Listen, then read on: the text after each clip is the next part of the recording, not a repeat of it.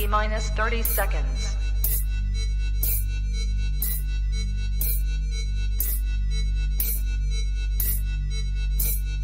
T-minus 20 seconds.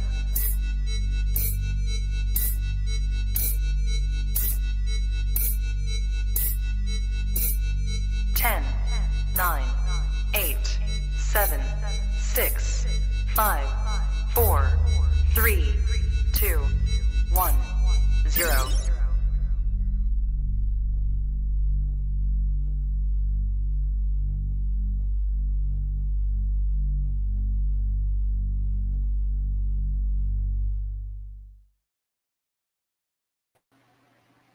Trap Talk Reptile Network, the coolest reptile network in the world, episode 526.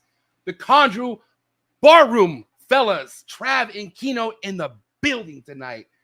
High key, the collaboration most of you guys did not see coming, and that's a fact, but I'm so excited for tonight, man. Oh, I'm so excited, because here we are on a Thursday night, the main night for a Trap Talk Reptile Network show, and we're going to get down to business on the Chondros heavily, all right? We're talking to the biggest podcasters in the Chondro game coming on Trap Talk tonight for us to do back and forth, you know, talk about stuff that we're very passionate about. So I got to say, all the Chondro heads in the house tonight, all the early birds, you guys are in for a treat. This one tonight is going down in the books. But what's good, everyone? I'm your boy, MJ. This is your first time hanging out. This is your first time being here. If you're into the reptile game, want to learn more about it, want to learn about Chondros, emeralds, ball pythons, almost anything related to reptiles, this is the network to be subscribed to. So make sure, first and foremost, if you are a Chondro lover, hit the like button. Why don't you get the likes up right now? Already just shy of 40 people in the building. So get the likes up.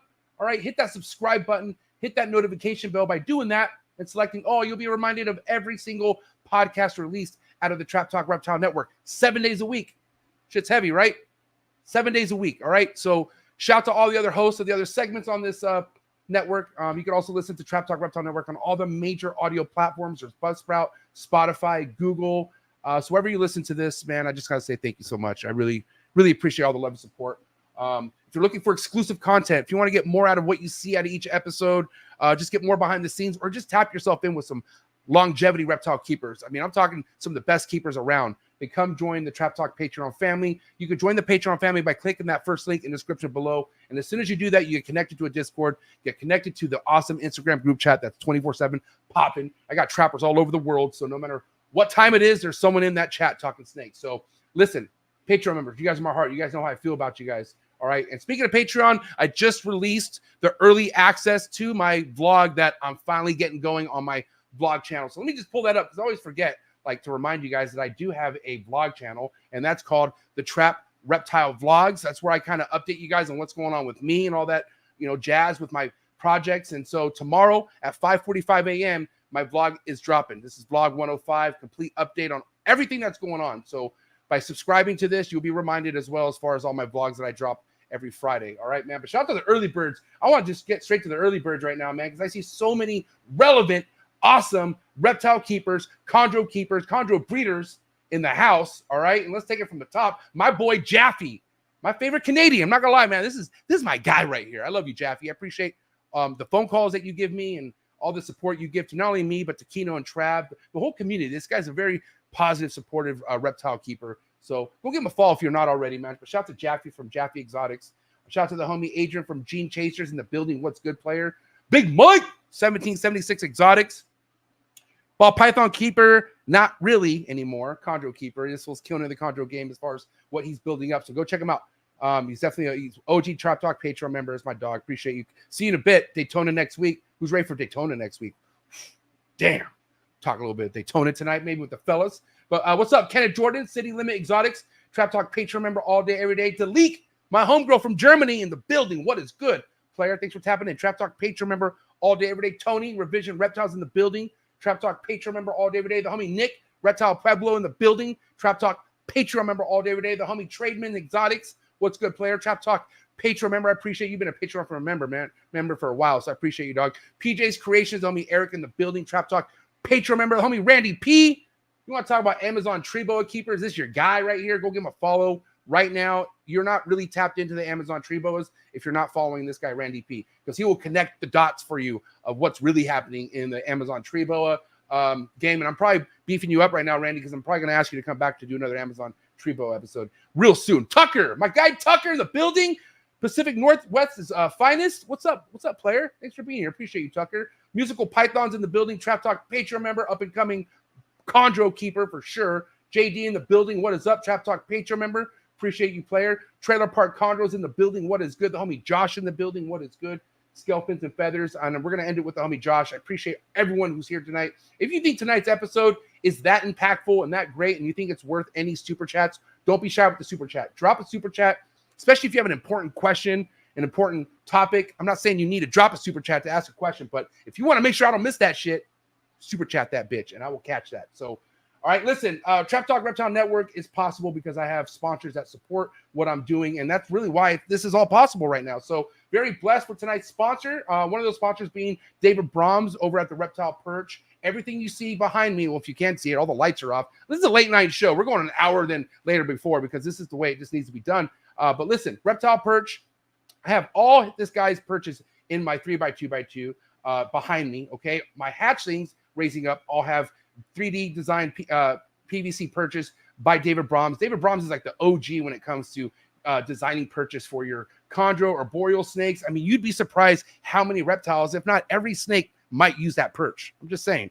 I see ball python people use it. Respect. I'm just saying. But if you are looking to get yourself some good quality built and design perches, go to David Brahms at thereptileperch.com. He also has amazing chondro clutches that he had this year. I'm not sure what's available. Actually, Dave, I need to call you. I need an update. Are you going to be at Daytona, Dave? Either way. For now, go to Reptile Perch on IG. You can also just send him a message. He's a real nice guy. But also just go put your order at thereptileperch.com, okay? Also, tonight's episode is brought to you by Gary Trevino. That's right, GS Reptiles. All right, on YouTube, type in GS Reptiles. If you're looking to get more informative about other reptile species that you could get into your collection, like a boreal snakes, chondros, emerald tree boas, carpets, savu pythons, you name it, man. This guy will really put you on game with so many different reptiles. So thank you so much, GS Reptiles, Gary Trevino, for all the support. Head over to his YouTube and his Instagram as well. Type in GS Reptiles and you will see him. Thank you so much, Gary. Appreciate your support. Also, tonight's episode is brought to you by Blake Exotic Feeders, #1 quail in the game, produced on his property. All right, this guy does no third-party deals. He is the source for the quail that gets delivered straight to your doorstep. So shout out to Blake Exotic Feeders. Appreciate you keeping my freezer on lock with nothing but the most amazing quail for all my reptiles. All right, chondros, emeralds. I got all my boreal snakes eat quail for sure, 110%. So, and it all comes from Blake. So I appreciate you, Blake, for the love and support. Last but not least, tonight's episode is brought to you by Mark Hager over at Texas Chondros. If you're looking to really get your hands on some potent designer stuff, you're going to want to hit up Mark, okay? He's been working with Chondros for well over a decade now. He's really dialed in, very passionate about his projects, red or yellow neonates. He has them both, all right? Go to texaschondros.com, check out his website, see what he has available, and you can also follow him on Instagram, because I'll tell you one thing, you want to talk about other keepers that put keepers on, this is Mark Hager. He puts the whole state of Texas on. He literally puts the best keepers, chondro keepers in Texas all over his page. So that's why it's really crucial to follow Mark Hager over at Texas Chondros, because you'll find other amazing keepers. So shout out to Mark Hager, man. And also, I forgot, I don't know why I skipped the most important part of what we do, and that's supporting US ARC. All right, guys, please support US ARC, especially if you have no idea what US ARC stands for. It's all right. Don't be embarrassed. Nobody needs to know that you're just going to click on the third link in the description below and read about US ARC, see what they're here for. It's for our animal rights, straight up. All right. And now, why not support something that's here to help us fight for animal rights? All right. So shout out to you if you support US ARC. Shout out to Phil Goss. Shout out to any US ARC supporter and US ARC Florida. All right. And again, Daytona, I'm going to be in you next week. It's going down, man. And like I said, tonight it's going down. You know, there are different levels of excitement for tonight's episode, okay? You want to talk about consistency, first and foremost, and I have nothing in me that can't respect something that's not something, can't respect something that is consistent, you know what I mean? I hope I'm saying that right. I'm just saying Chondro Barroom, first and foremost. If you've been following this channel and you like the Green Tree Python content that you hear, well, I am going to definitely tell you to make sure you go type in Chondro Barroom on YouTube. Go subscribe to my man Trav and Keno's Green Tree Python podcast. They do talk about other species and whatnot. You know, it's just really a laid back podcast, but man, these guys have not missed. All right. They've even brought in guests on that shit I've even been after, and I haven't been able to get on this show. So they put in work, man, and they are really building a great community. They are doing their thing. They've been around the block, first and foremost. You know, I can't really listen. Do your thing. You know, if you're just now getting in the reptile game, you're like, I want to start a podcast. Be careful, but do your thing, right? These guys started their podcast after going through failures, getting some success. You know what I mean? And having that to relate to all you guys, which touches home to so many of their followers and listeners. You know what I mean? People just want to figure shit out in the chondro world. All right. And that's an everyday thing. Like even the best chondro breeders that's either been on Trap Talk or been on Chondro Barroom are still figuring shit out. That's what makes the chondro game so amazing, right? There's so many different things about the chondro world that I love. All right. That I'm going to be able to share tonight with these two guys. So that's why I'm excited to have Trav and Keno on. So you guys are in for a treat. You guys are in for a big treat because I'm super pumped up. You know, like I said, maybe about 6-7 months ago, I probably would have never saw this coming, you know, due to the circumstances, which we'll talk about tonight. But, you know, right now it's just all about getting down to business. All right. This is that time for that Chondro Barroom and Trap Talk Reptile Network collaboration. All right. So enough is enough. I'm ready to rock and roll. Travis in the background, ready to get started. So, guys, do what you got to do to get your mind right. Do what you got to do to stay hydrated. Episode 526. Chondro Barroom coming at you right now. Let's go. Choo!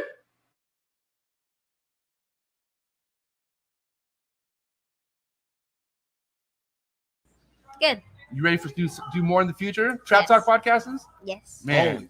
Only Trap Talk. Exclusive. Yes. Tell 'em. Exclusive.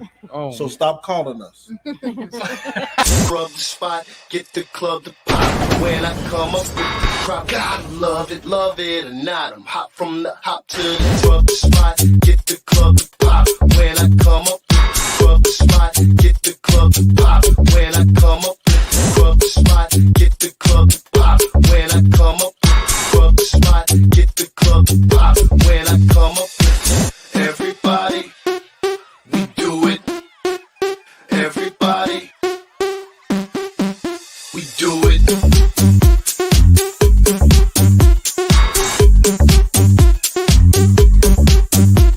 Do it. Do it.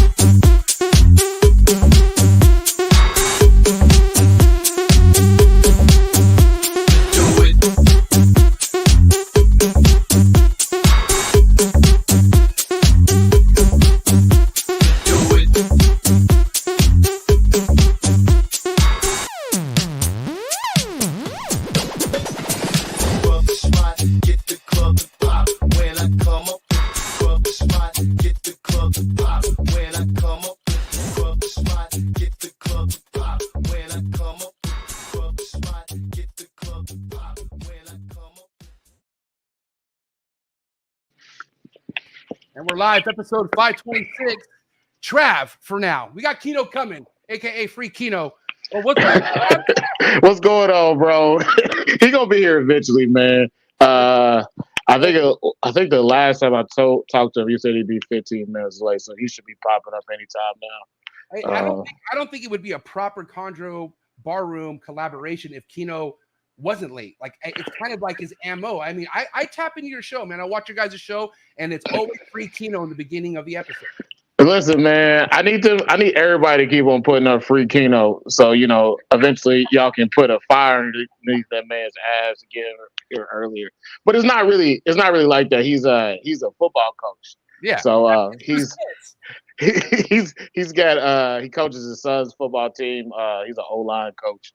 So yeah, he's killing that. If you hear a dog barking in the background, that's my old ass dog Duchess. She'd be all right for a minute. Eventually, I got to pull her inside though. Well, shit.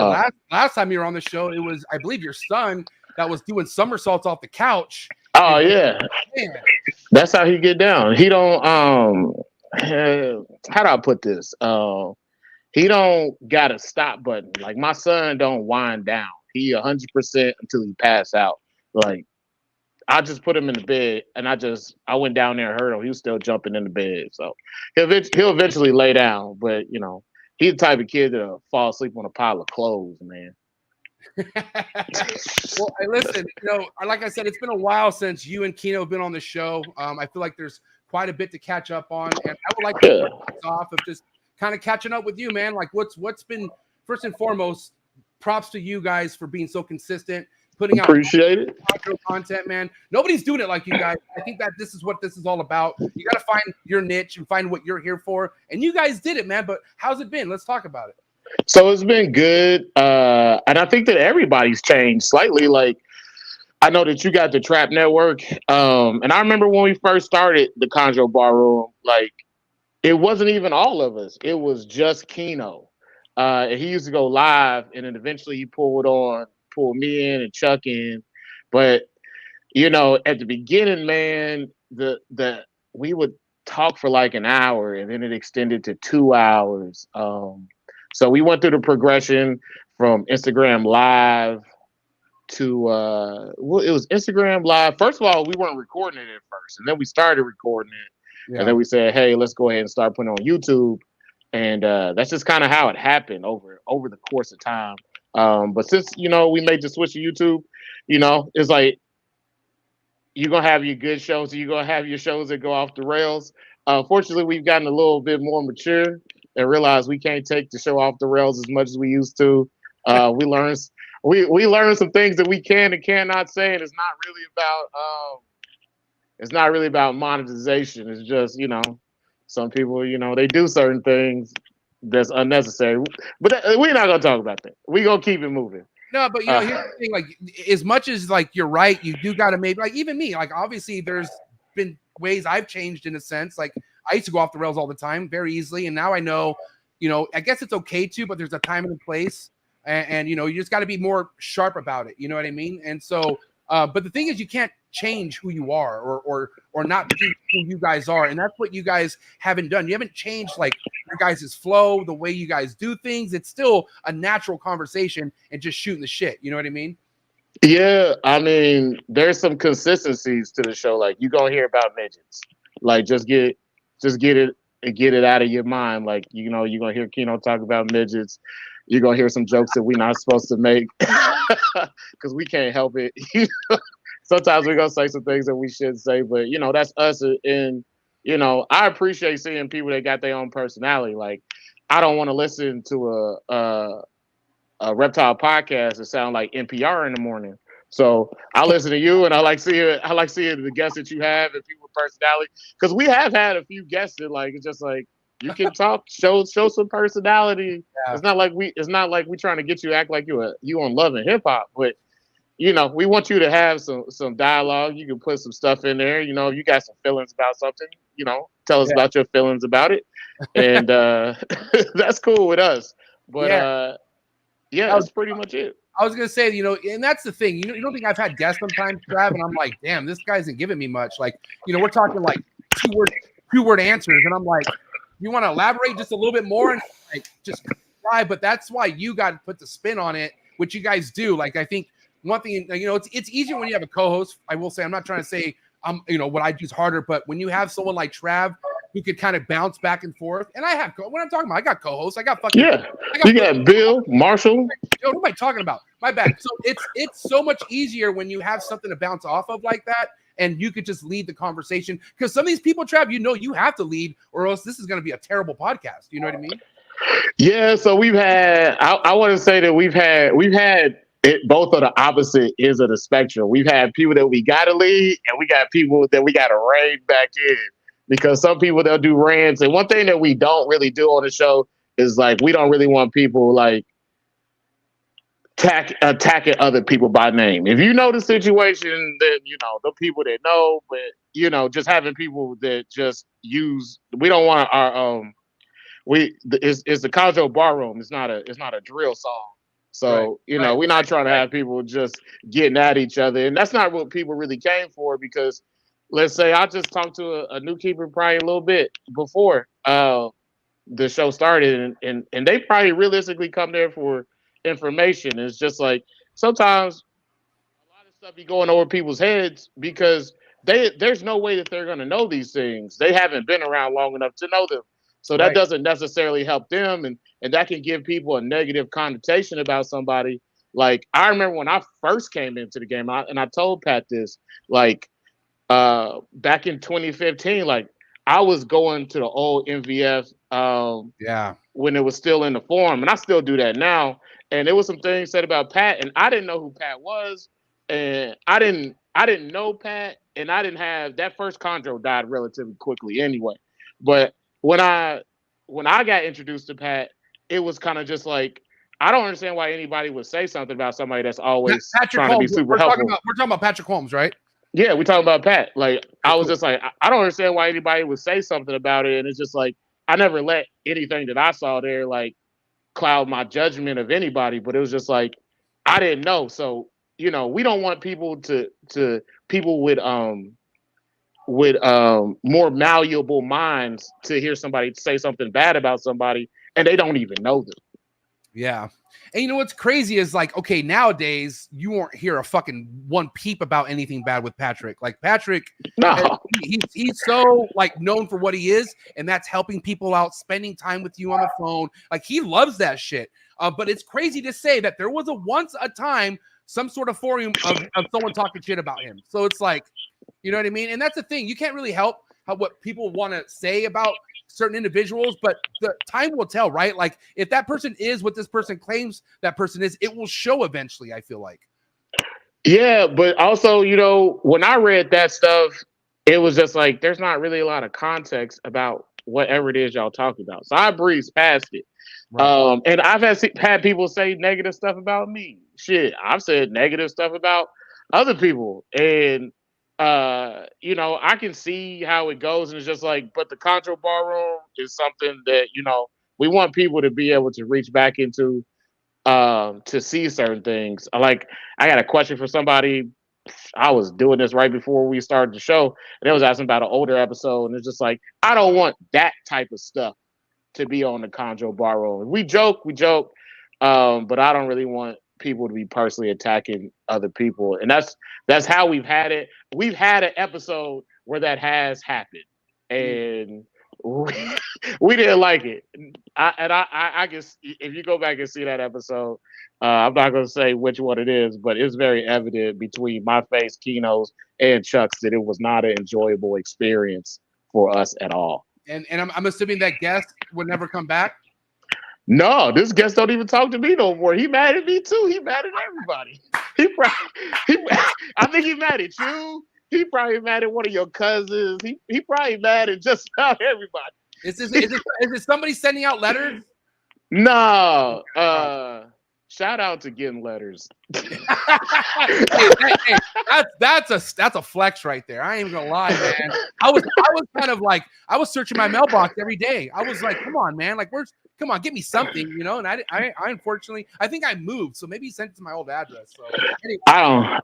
I don't think that's how it worked. Listen, I knew before I got my letter that there was probably going to be something like this from this person, because, you know, certain people, you just meet them and you know that like they don't. Yeah, it's just, they're really odd in how they go about doing things. Like, they haven't had real issues with real people that have real results. And people, when people generally want to do something to you, they don't tell somebody, you know, 3 months ahead of time. It's just like, they not really talking about that. Like, they just gonna do that. So when I got my letter, it was just kind of, it's really no shade against, you know, him or anybody else. I mean, it's just one of those situations where it is what it is. And when things like that happen, you can't dwell on it. Like, because in reality, I want everybody to win. Even if you hate my guts, I got nothing to say about how you actually get down with anything. Yeah. Yeah. But here's the thing, you know, it's a good topic, but at the end of the day, Trav, you do have a community and you have people that you've mentored. You've had people that go to you for advice, and you almost have a sense of responsibility to like protect your people, you feel like, right? Oh yeah, for sure. When it comes to mentoring, man, shit, I got mentored, man. Like Pat helped me a lot. Thaddeus Sauls that we just had on the show, he helped me out a lot. Pause real quick. I'm so glad you got that guy on the show because I haven't seen him in a minute. He's been DL, and then all of a sudden he popped back up. Man, Thaddeus is he's always around. Like, I remember at one point in time, like, I've been sending him messages to his Facebook, and then I think I sent him a text or called him. He was just like, "Oh man, I haven't opened my Facebook in a long time." So. Right, Tiny, if I was a DJ, I'd be spinning the backspin right now. Pew, pew, pew, pew. This is the remix. Keno No, look at him with the Ravens hat. Show him that purple Ravens hat, boy. Show it to him.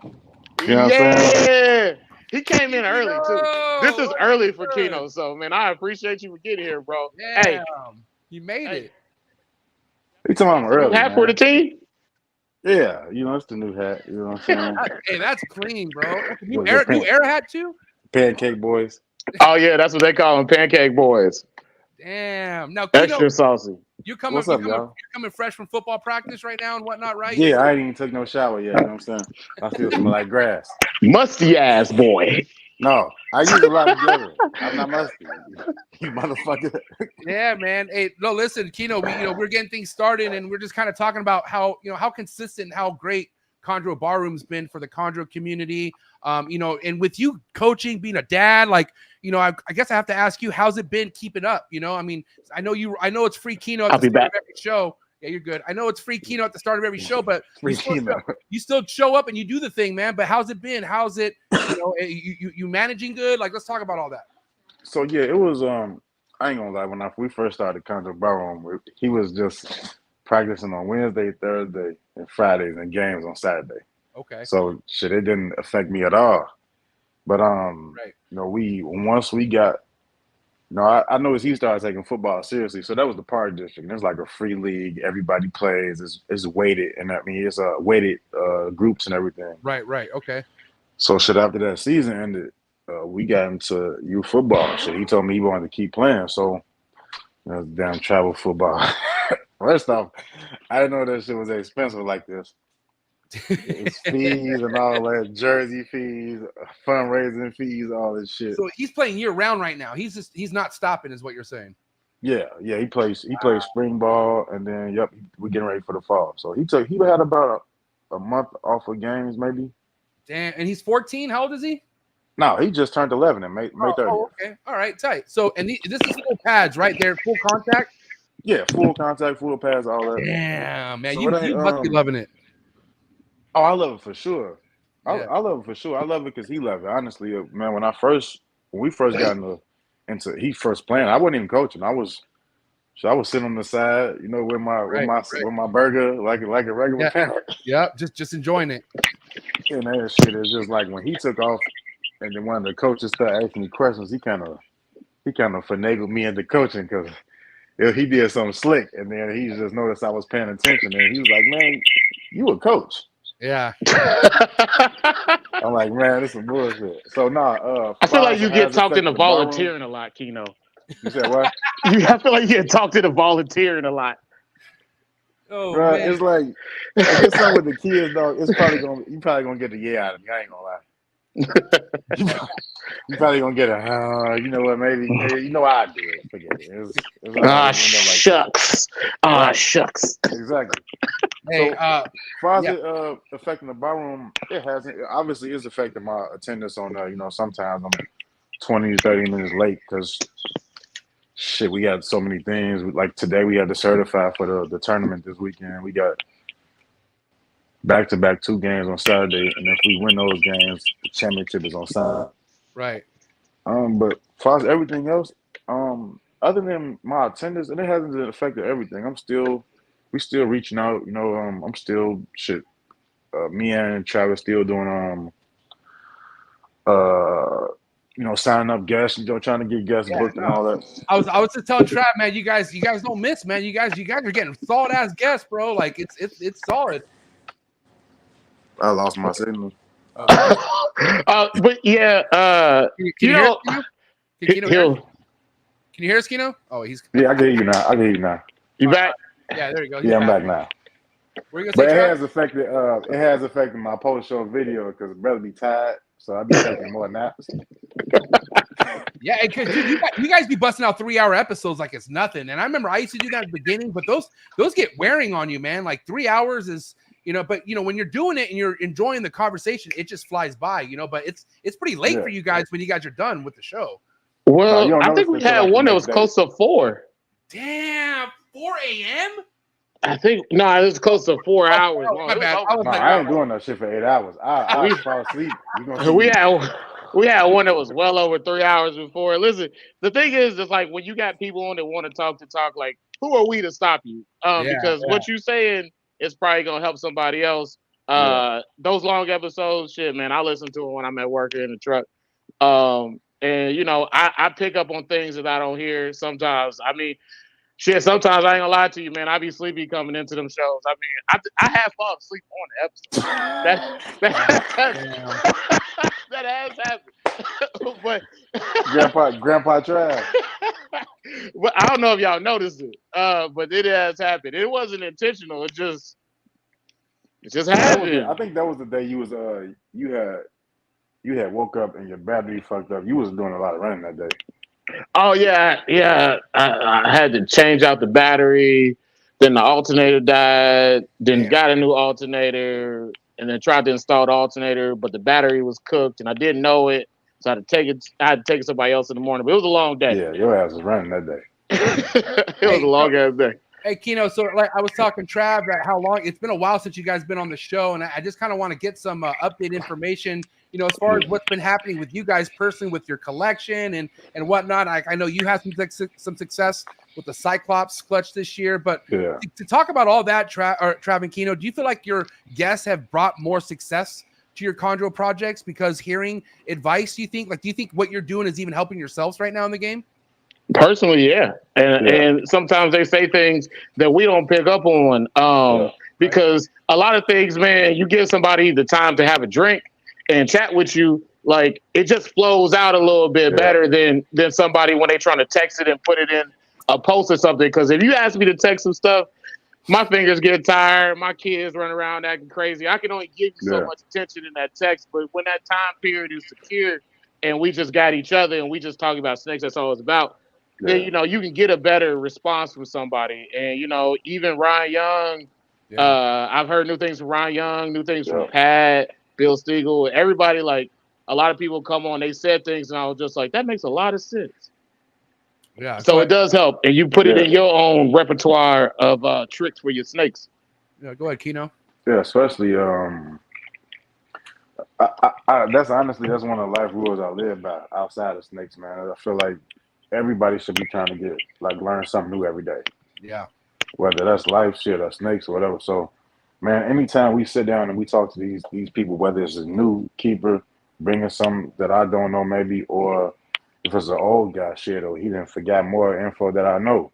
Yeah. Yeah, I'm always trying to dig. You know, I get my Chondro shovel out and start digging for shit. You know, digging for shit I may have lost or some shit I may have forgot. They might restir something, you know, that go dormant, because you know shit is when you have kids, man. It's like, you see, I got this gray hair now. I got my first one, dog. It's like right here, it's hiding. It's like one. You could pull that out right now. You'd be good. It's gone. I pulled that. It came back though, like 2 weeks later. Keno, how old are you, Keno? I'm stuck. I'm 36. Oh man, you young. And what about you, Trav? I'm 36, but I'm on the younger side of 36 in this motherfucker. Younger side. First off, you older than me, motherfucker. How the fuck am I older than you? Because look at you. You take more naps than me. You do more old man shit. What old man shit I be doing, man? You take out car batteries barehanded. Oh, well, who do we got here? That's Cash Man. That's Cash Man. What's up? Yeah, I see he that's makes a star right there. Yeah, what's up, man? We got another future football player right there. Oh, for sure. You already know it. He gonna be my quarterback, though. I need somebody to score touchdowns. So that's your youngest, Keno? Yeah. Okay, you got two boys? Yep, 2 boys. Wow, man. And Trav, you got 2 kids. You got your daughter and you got your son, right? Yeah, I got my daughter and I got my son. He hasn't started sports yet. My daughter, she's playing softball, but I think that my daughter rather be a princess than an athlete. He got a couple kids that we don't know. They're on the fence. What kids you talking about? Where these kids at? You say I got street babies? Yeah. You say I got some trail babies out in the world somewhere? Before you was up in Africa. Hey, I know. Hey, I know. You think I left kids in Africa? Yeah. I mean, no, I did not. I know. Hey, I know somebody who has a kid with the little person. and he don't even know it. Alex Warren. Oh wow. Oh, we talked about that. It's gonna be a mini Alex popping out. Yeah, Already running around. Mini dog groomer. it's gonna be Alum Jr. Hey, okay, so what I want to get back to is like, okay, one thing that stands out with Keno, because I met Keno before I met Trav, and Keno's been a real down-to-earth guy since the beginning. I remember you messaging me out of the blue, Keno, when I first started my podcast, and that's when I knew that, man, this guy's from Chicago, and he only likes the green tree pythons. But man, that was years ago, and here we are, 2024. Where are you at production-wise? And what I mean by that, like, how many females are you shooting to get clutches for in a year, Keno, at this point? Like, what's your aim right now with production? I don't. As long as I'm living, I don't never want to do more than 2 clutches a year. Okay. Never. I value my time. I value my family, and I never want the green tree thing to turn into like I never want to be a farm. Okay. Keep it a buck with you. No. I don't got a goal of like producing 100 animals a year or making the most animals out of anybody a year. I'm not competing with nobody on that. I'm really going for quality over quantity, man. If I had 2 clutches a year, that's enough for me. If I have, for the next 5 years, if I have 5 clutches, 1 clutch a year, I'll take that. Right. Because at the end of the day, no matter how much the market has grown on the price of these animals, this shit is still a hobby. And it's going to stay a hobby for me. And I never want to feel like it's a job. You know what I'm saying? How many females do you feel comfortable pairing to try now, to hit I got 1, 2, 3, 4, 5, 6. I got like 6 females that can go right now. Wow. Okay. I ain't putting all 6 of them together though. Right. Because with my luck, I fucking had 6 ovulations. Yep. I only got 1 incubator, bro. So meaning that it's so if in a sense, if you're looking for 2 clutches, you only pair 2 snakes. Do you feel that confident going 2 for 2 like that? It's not really a confidence thing. I say what I don't do is I don't fight my elements. I don't fight what's going on outside. So thank you, Shane. Do I feel like confidence? Like if I pair 2 females, they'll go. On the female side, yeah, shit. With the males, you don't know. Right. Now, my Cyclops male, he'll hump anything. But shit, for instance, I tried to do 2 clutches this spring, and one of my male that I got to Travis, me and Travis got brothers, so he wasn't ready. So shit, I put him in there for 2 days, and he ran to the other side of the plate pad and hit up under that. So wow. All right, now so Trav, it's based on the meal. Now Trav, same situation with you. You know, obviously you've been and what's crazy is after meeting Trav, I went back to your Instagram and I saw like you've been around the block too, man. And so here we are. You know, more than a handful of years you've been in the game. It's been over a decade at this point. You're talking about 2015, looking at the forums and whatnot, right? So where are you at with production at this point? So I think that in total, I've only had 4 successful clutches. I've had 5 clutches. The last clutch, the 5th clutch, was the one that didn't do well at all, and they all slowly died off. So having 3 clutches in a year, to keep it a buck with you, man, like the 2 that I had was already enough. So that 3rd one, it hurt me real bad because I really wanted it, but it just didn't go well. And I think that was just the universe being like, you don't need this yet. You don't got the time for it. Like, I got to start school back again on the 26th. You know, they got like 50 snakes, bro. I mean, yeah, how many do I got? I got 39? 39? Just Chondros, 38? right? 30, wow. No, 38 babies so far this year. Oh, okay. Oh, damn. Yeah. So, yeah. And I haven't lost a single one yet. So, you know, having that 3rd clutch, I think that clutch was like originally like 17, lost all of them, but that would have been another 17 on top of that. But, you know, I'm in line with what Keno says. Like, I don't really want to have the production to the point where I don't have a life. Because even with, you know, automation and all this stuff, you still got to take care of them. So you don't have the time to do that. And I got kids and I got a wife, and wife want to go places, kids want to go places. And you are attached to your snake room.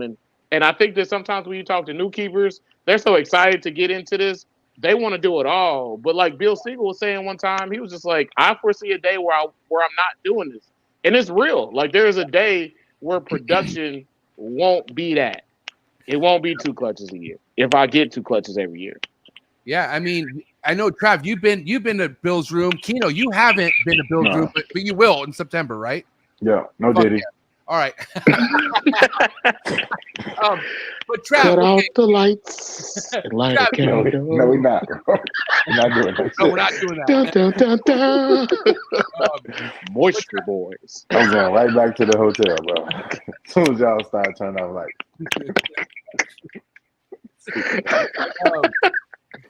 But Trav, I was gonna say, you've been to Bill's place, an impressive collection. You don't forget seeing a collection like Bill's, and to talk about what Keno and what you're saying right now.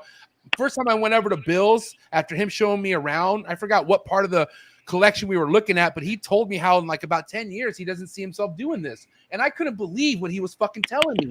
And yeah, it's real. But it's real. It's so much true. Like people just want to live out there. You know what I mean? Yeah. And Yeah, imagine you come home. I can't look. My fault, Chad. But man, every time I talk to Chad, he's like, "Bro, I just got off work. I'm about to go home. I gotta go out to the garage." And I be thinking like, "Oh, so I check on these babies every day, and right, I know should only get like 6 babies and maybe like 5 yearlings." And I gotta check them in every day, and it's like if one ain't shit in the water, then the other one is. Yeah. Or if 2 ain't shit in the water, 3 are. Right. So it's like I can't imagine, man, coming home and there's 40 snakes or 50 or 100 babies, and I dog. I want to enjoy my kids. you also got to realize, like, man, like you also got stuff that's gonna happen that you can't account for, like. Mm-hmm. Like one of them it took a pinky and squeezed a bunch of shit into the bowl, and I didn't see it for like 2 days. And then there's something growing in the bowl, and he's just like, I hope he didn't drink that damn water. Yeah. I hope this damn thing didn't drink that damn water. Oh, no, damn.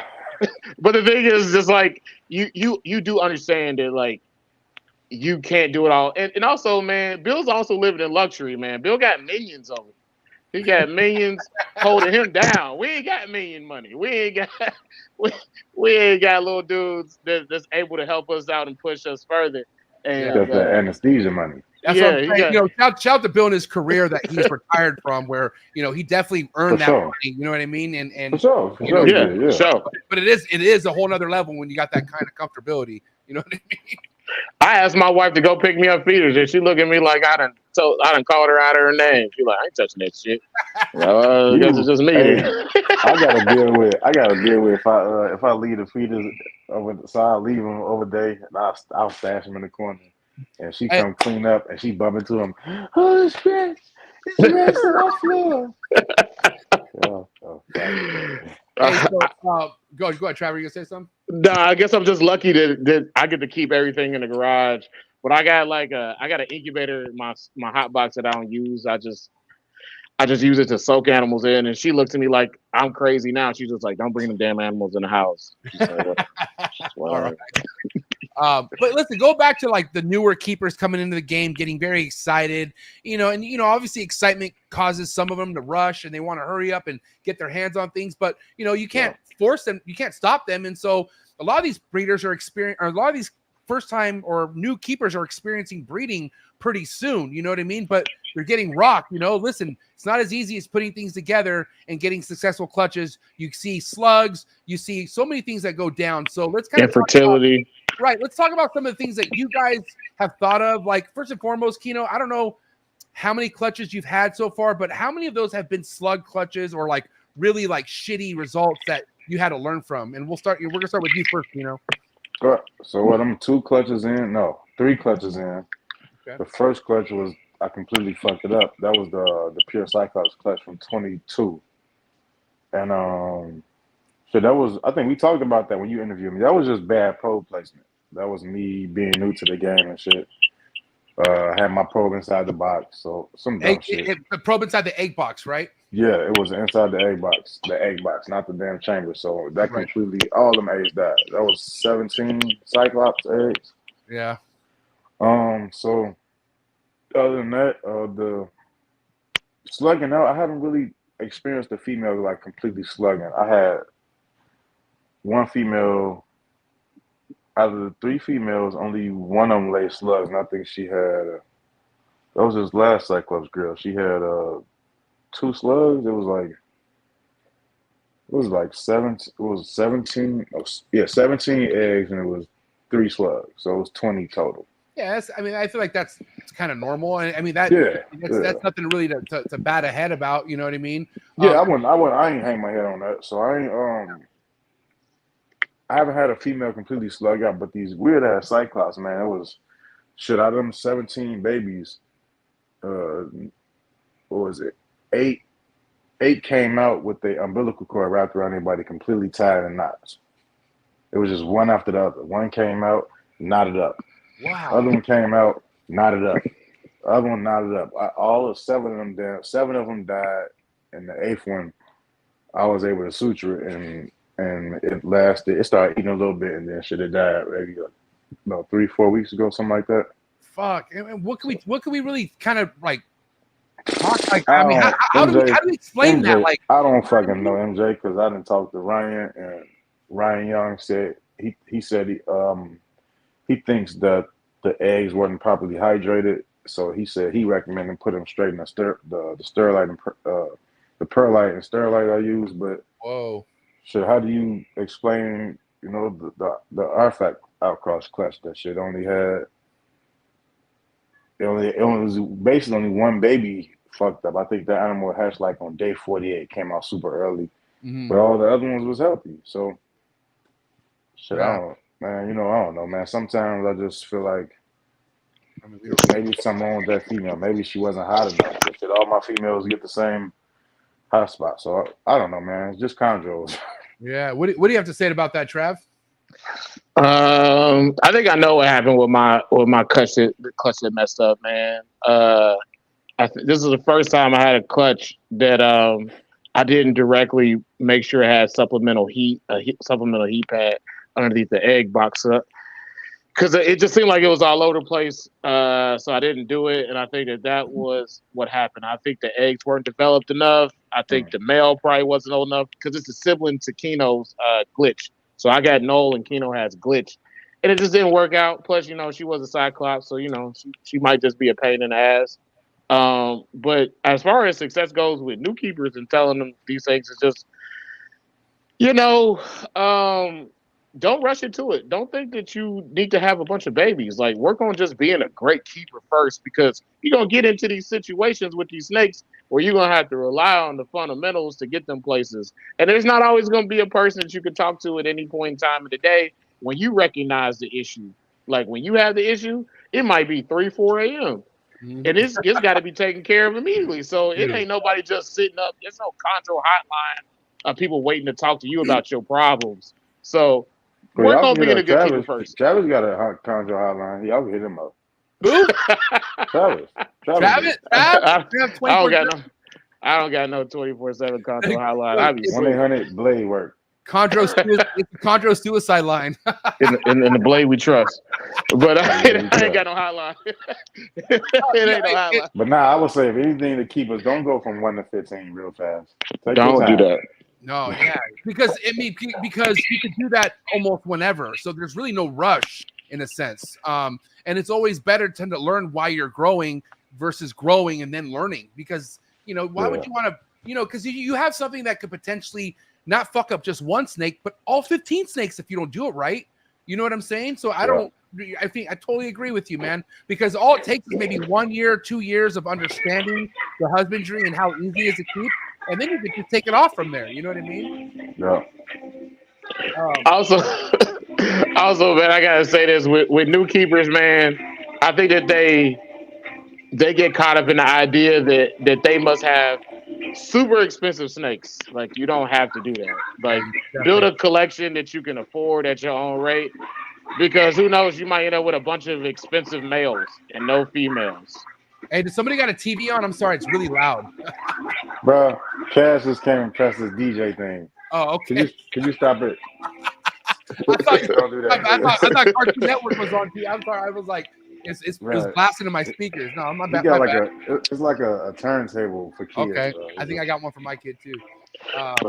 No, but yeah, you know, Trav, because like I said, at the end of the day, like no matter how much we bring content-wise with breeders, hold on one second, with breeders and guests and everything, man, like a lot of these people need to figure shit out as it happens to them, right? Because what did you say? Experience is the best teacher when it comes down to all this shit?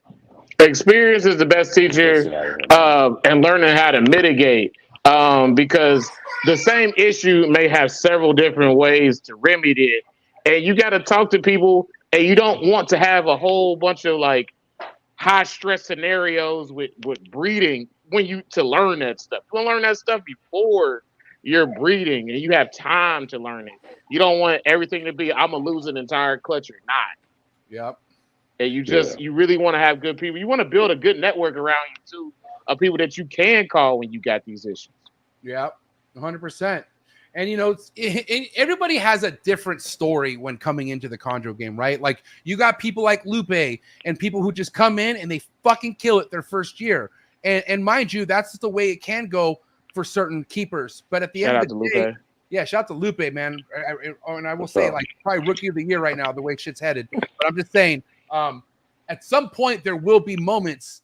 Not that Lupe hasn't had moments like that, but there will be moments where he's going to look around saying, "What the fuck?" You know what I'm saying? And that's the reality of what we do. Yeah, and don't count yourself out of issues because you haven't seen them yet. Like it can happen to you too. So these things with chondros, man, they can go south real fast. Right. Like this is the first time I had an egg-bound female, and I soaked this snake a lot. Probably possibly too much. Pat told me I probably soaked this animal too much, but it's just like I never thought I'd have an egg-bound female. I was always just like, man, I soak her so much. I'd be singing songs to her. She gonna get all these eggs out of her. Nope, didn't happen. So what happened? Not happen. What happened with that female then? Let's talk about it.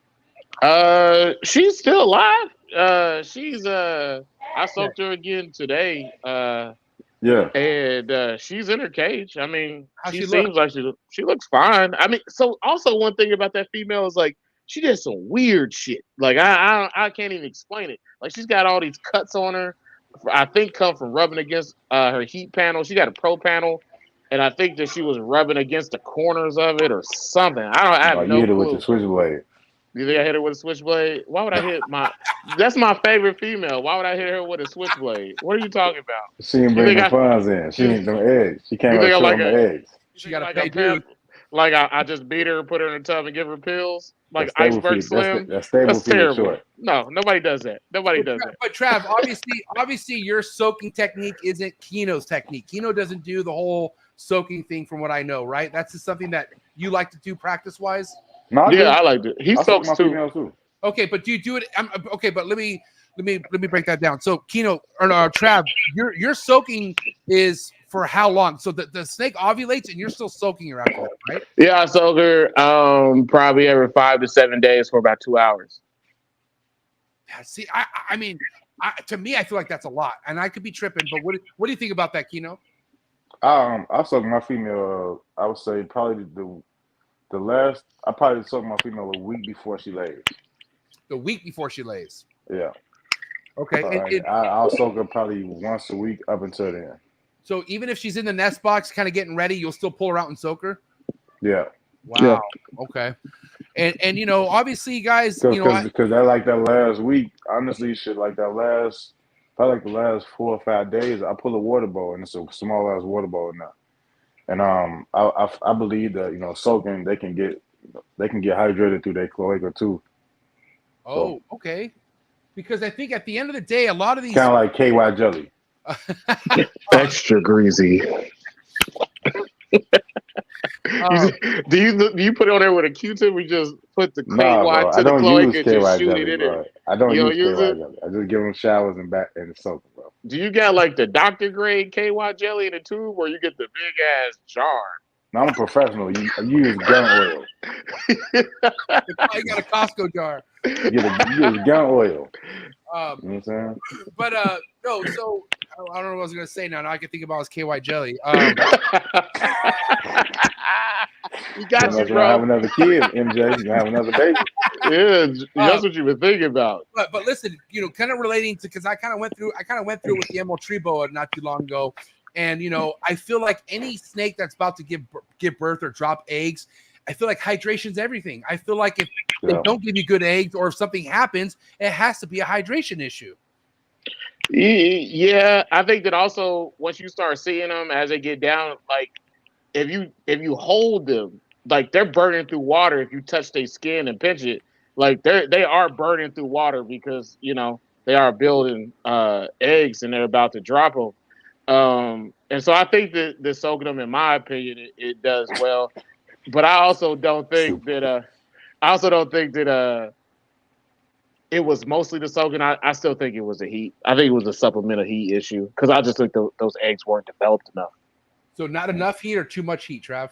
Not enough heat. Okay, and that's a thing too, right, guys? Another thing that it comes down to is the temperatures, right? I mean, we got something to worry about on both ends. Not enough heat or too much heat could fuck you up. Yeah.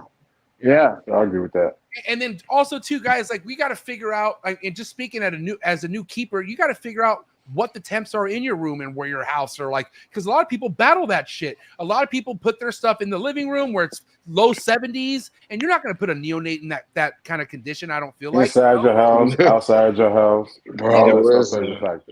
Listen, people will get these neonates, and at least I can only speak for my room, right? My snakes are in a climate controlled garage. There's not the only people that go in there. Only people that go in there really realistically is me. I got 2 dogs out there in a cage, but they don't see people walking past them all the time. Right. And when you put snakes in new environments, they can do all types of weird shit because you push them into a new environment real fast.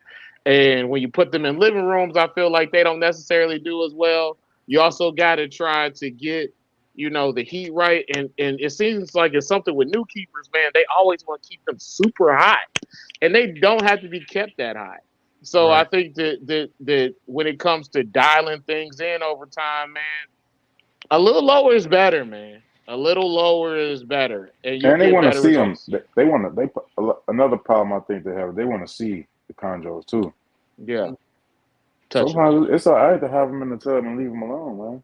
Yeah, but listen, you in a sense you have your whole life to do that. That's why I get it, but you understand if you get this snake acclimated and comfortable, you could do that all you fucking want in a sense, right? Yeah. Give it 30 days. Don't try not to take a picture for the first 30 days and see how easy it acclimates. Yeah, you know, and I know it's a lot easier said than done, especially as a first-time keeper. And this is why also, like, just because you spent that much money on it doesn't mean you deserve to look at it. Like there's steps about going through this whole stage of becoming a chondro keeper, and you just got to do what works. But I just, and mind you, there's all ball python people going to the chondro game, and ball python people are the worst when it comes to rushing shit. They think, oh, I could buy this, I could do that, and I try to preach to these guys, slow the fuck down, please, because you're gonna find out real quick. And money don't mean shit. But you got they coming from an industry where you can breed a female at 8 months. And, ball python keepers are like soldiers with cash in strip clubs. They gonna blow it real fast. As soon as the cash come out their hand and out their pocket, they blowing it. So go ahead, the thing with it is you can't get. You can be enamored with, the beauty of this animal, but you got to realize, like, it's still an animal that needs its care requirements, and part of its care requirement is you not constantly fucking with it. Right. Hey, just like if you pay $7,000 for it, just like you pay $1,000 for one. Hey, the only difference is the look. The keeping is the same way. But to Keno's point, like I have a Biak locality neonate that I'm raising, and then I have something from Socrates that was fucking thousands. But guess what? They are still kept exactly the same. They are still treated exactly the same. There's no difference in between the two as far as how they're being kept and raised. So that's why, like, the money, okay, I get it. You drop bills on something potent, but that doesn't matter right now because you got to get it to that stage first and foremost for that to even matter. You know what I mean? Yeah, but telling them that, like, they don't necessarily get that, especially if that's their first chondro. Like, they don't understand it until they take a loss and shit, man. My first chondro, man, I'm like everybody else. I kept in an exoteric. I was always looking at it. I used to get drunk and feed it in the middle of the night because I was an idiot. And I just didn't do a good job with it. I treated it like it was a ball python. I just get drunk and be like, I'm gonna feed this motherfucker. Get drunk and off that powder. And I was off no powder. I was a soldier. I wasn't on no powder. Except for protein powder. Oh, that powder. What's Carl Winslow's son's name? Carl Winslow. I went on that Carl Winslow. I went off that Carl Winslow. Powder's the best thing in the world. I will say, ever since me and Keno started a group chat, Trav, we've been sending some crazy heat to each other, bro. Like, I don't send that stuff. I'm a saint. No, that's like I'd be wondering where you're at sometimes, Keno, because I'm like, man, me and Trav are having a fun time. I won't see Keno for a whole day. I'm a saint. Look. I'll be honest with you. All that satanic stuff that y'all share up in there. An angelic person like myself, I can't deal with that stuff. You know, I got a lot of times I see that stuff and I gotta read my Bible. 80% of it is midget wrestling. So I don't know what the fuck it is. Hold on, Keno. Hey, Keno. I ain't asked you this in a minute though. What's your Instagram Explorer page looking like? Oh, mine or you doing MJ? You know yours, Keno. All little people. I'll be honest with you. The crazy thing is on my Explore page, it don't be a lot of midgets on that. I usually get that when I'm watching the real channel. But with the Explore page, I'll be honest with you, is pimps. It's like some sort of like it's either like I get like people of Pomona, the fig page. Get Jiggy on Figgy. The fig page, Purple Pimpin' Willie. It's always some pimp stuff, or it's like Uncle Perm or something like that, or cars. I get a lot of cars. Listen, Keno has infected everybody's algorithm with midgets. Like if you talk to Keno, like you just go start seeing he's opened up so many different doors for people out there. You have no idea. Yeah. People, they just feel like shit, man. I like some weird ass shit too. I'm talking about it. If y'all hit from the bottom, drop the midget fairies up there. Yo, that's what that means when he dropped the face.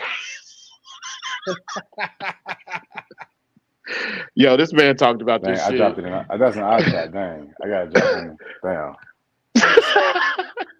Listen, I want to kind of get. I want to get back to business as far as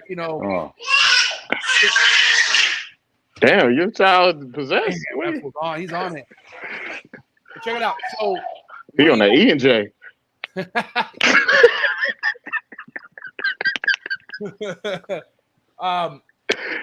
Let's kind of talk about your guys' strategy establishing goes. You know, like now that you guys got clutches under your belts and whatnot. If we are looking at a freshly shed out clutch, what's the approach for you guys when it comes to first time feeding trials and what has worked for both you guys? You want to go first? Or you want me to go? Go ahead, sir. So I'm gonna tell you this straight up, man. Keno's better at establishing babies than I am, and like I'm still learning. I think that for me, what I have learned is it is much better. It's much better to wait till they shed out. At least some of them shed out, and then start feeding babies, getting them acclimated. For me, I like using day one pinks, and I like trying to get them over to a fuzzy within 5 to 10 pinks. But it doesn't always go that way. I've used chick down. I've used pureed like chicks. I've used I ain't doing that a nose. Pureed. Wow. I've used a nose, man. I bought a nose. I use geckos. I paid the little neighbor kids $5 a head to go catch me geckos. So I used the geckos as scent. So, I've used all that stuff, but I think that one thing that has actually helped me over time is just being patient and just not trying to rush them during their feeding time, because it's not all about me and the other stuff I got to do. I got to put on some music. I got to put on Crocs, let my feet breathe, and just get real comfortable. All right. And that's how I like doing it. But also, man, I had a clutch. The last clutch I had, I went 16 for 20 on the second feeding, all because I held the pinky the way Keno told me to do it. So I'm still learning, man. All right, Keno. Yeah, well, then there you go. Bring it to Keno. How are you doing? Hey, you feed the babies with the Crocs in sport mode? Yeah. Nah, Okay. man. Sport. Okay. I don't feed my. You don't put the strap on the back? That's important, I think. Listen, I keep my Crocs in sport mode. I be acting up, bro. So I never know when I got to do something crazy. I keep them in sport mode, bro. I always keep them in sport mode. So, all right, Trav, you got the touch. I hear, or not, Trav, Keno. I hear you got the touch. So let's listen to you about how you. Nah, don't start that shit. Honestly, man, it's a lot of patience. I do a lot of same stuff that Trav do. I don't do no pureed shit. I haven't had to do pureed geckos and none of that shit yet. But I would honestly say the key to my success, man, is just waiting to feed when my kids are at school. Because see, I got a program where my kids are at school and like I can set away 6 hours just to feed. Right. So I mean, I throw the R&B on.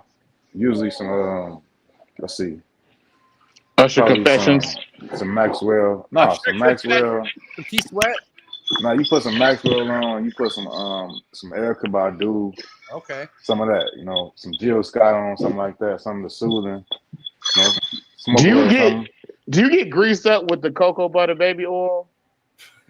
No, I put that on my elbows. You know what I'm saying? To keep them rested. Get me rested. With the elbows, so you can see the shine in the mirror. But nah, they freshly shared. There are some animals I try to feed the same day they should. Yeah. So either daytime or nighttime feedings. It could be either way for you, Trav, or or Trav. For the baby, for me, I always establish during the day. It's usually around 11, somewhere between 11 and 1 o'clock. Okay, afternoon. What about you, Trav?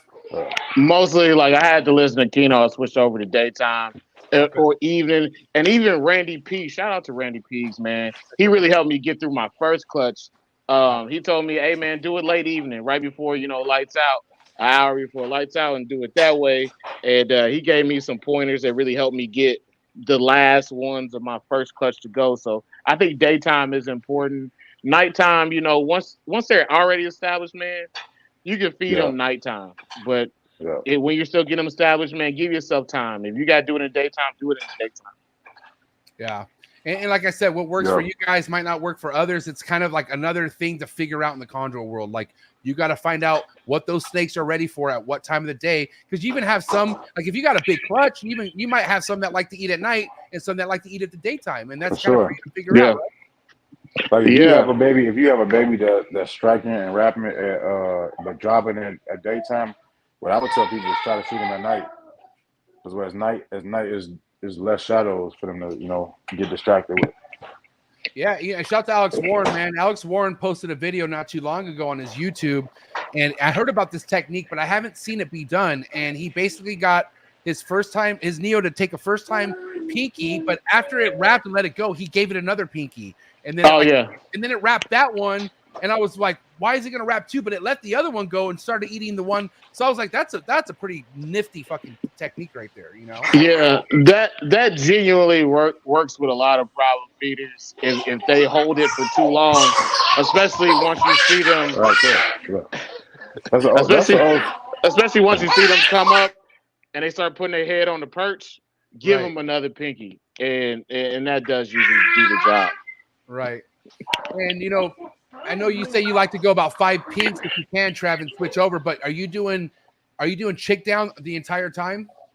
No, not necessarily. Once they start getting 5 pinks in, I'm trying to not give them the chick down. Once they get to the point of like that they know that it's food time, you don't really need chick down.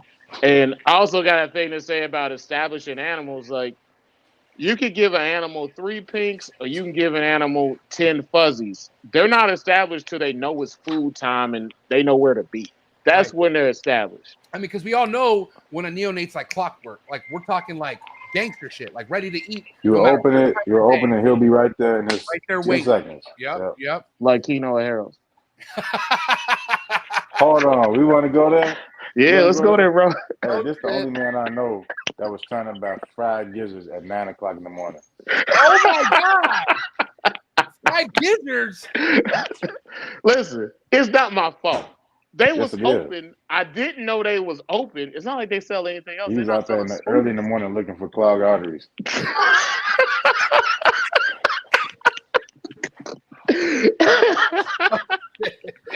Listen, you're not gonna talk about me, Mr. Soak my gizzards in hot sauce and wait till I get home. Let the crisp fall off of them. Let the crisp fall off of them. Yeah, man. Hey, listen, we haven't, we're talking about establishing and, babies and whatnot, and we could get babies to eat, right? But then what about the prolapse? Let's kind of discuss what you guys experienced or even discussed on your own show about people who get a lot of the prolapse issues with their neonates. Let's discuss that. I personally haven't had prolapse with a baby. The only time I had a prolapse was like 4 years ago. It was over 4 years ago. It was with a yearling. And it was just because she had 2 rats in rapid succession. That's what I think it was.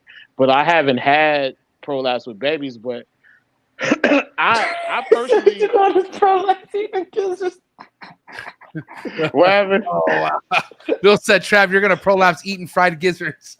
Hey man, I just might, man. I haven't had gizzards in a month, man. Hey, and I miss them. Stays down pretty good though. That's because he called gizzard foot.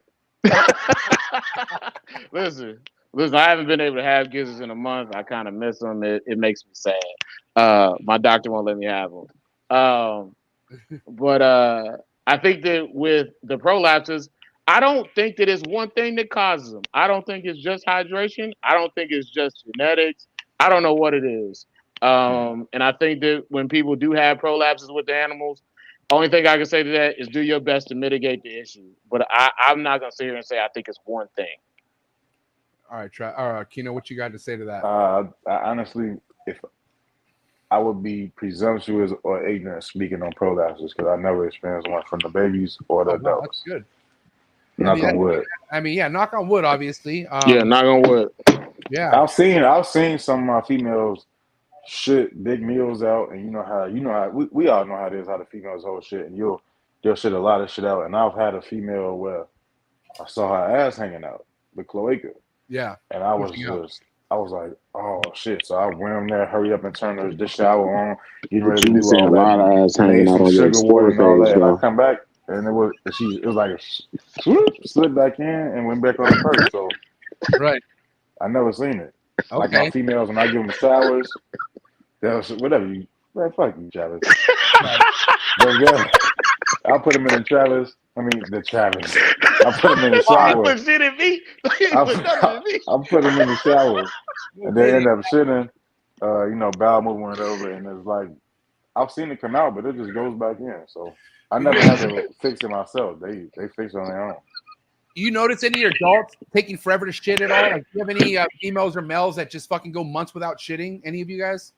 I had one. She's dead now. Since I started giving my females, I take them out first it was 2 weeks, every couple of weeks, but now it's probably like once a month. But I just put them in the shower, run them under some water, probably about 75, 80 degrees.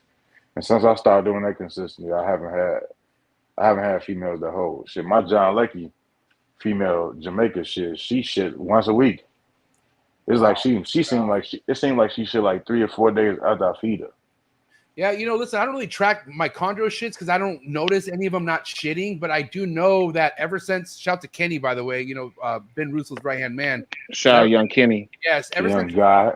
Hey, yeah, that kid's something else, man. But ever since Kenny put me on game about the humidity being a lot higher with how he keeps his stuff, I noticed the shit's a lot more frequent now, for sure. And it's, I just, like I said, I never really tracked my chondro shits. My emeralds, I'm more looking for that. But chondros, I mean, I don't have any issues with adults prolapsing or, having any issues as far as that goes. But I do notice that I don't track shit though. Yeah.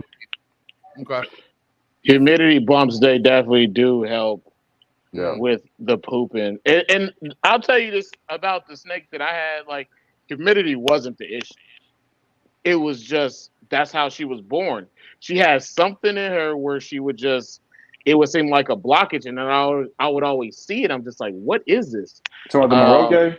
Yeah, the Maroke. And then Yeah, I think the animal has some inside going on with it. It was something internal going on with the animal, and you give it larger meals, you give it smaller meals, same result. You hold off. And I remember at the time that she died, she hadn't had a meal in probably like 4 months, and she just wasn't pooping. And then one day, because I was supposed to work with Bat Morris with this animal, to do something with her. And I came out there one morning and she had basically shitted her entire guts out, and she was basically laying down. I tried to put her on the perch to try to fix it. She wasn't having it. It was over for her. And I don't feel like it was a long time coming, and I saw that shit in her. It didn't look normal. Like it had been there for a long time and that shit had decayed. So I do think that with some of the animals prolapse, it might just be something genetically going on with them, and it might just be something that we're not giving them and they died. Who knows? But I think that we're all just trying to still figure it out. But prolapses, they do happen, and that animal, it was genetic, man. It was something with her genetic, or it could have been a tumor. Yeah, I mean, I don't know what episode it was, but it wasn't not too long ago. We were talking about, Marshall Mendez, right? Because he's dealt with some prolapse. Shout out to Marshall. Yeah, shout out to Marshall. But a lot of them came from like his albino stuff. Like we're talking really potent designer shit. And I heard that really potent designer shit is very prone to having these prolapses or having these fucked up issues from what I've heard on previous episodes. Why you think that? I mean, that's kind of what Marshall was. Marshall, and I don't know if it was Ryan. Ryan's in the building, but it was just a topic that was brought up, and I think Marshall was. I think it could have been Greg Maxwell who was on the show as well, and something just about it being so potent and like so inbred, back and forth, where a lot of the neonates are prolapsing and not even able to get into that stage of establishment. But so you think probably basically like sort of along the lines of genetics, like the inbreeding can limit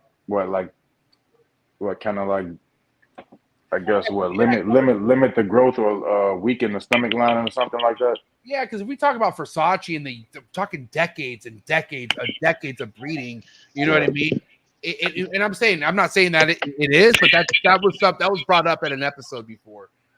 It's always good to brainstorm stuff like that. See what's going on. But do we really know? No, we don't. We don't fucking.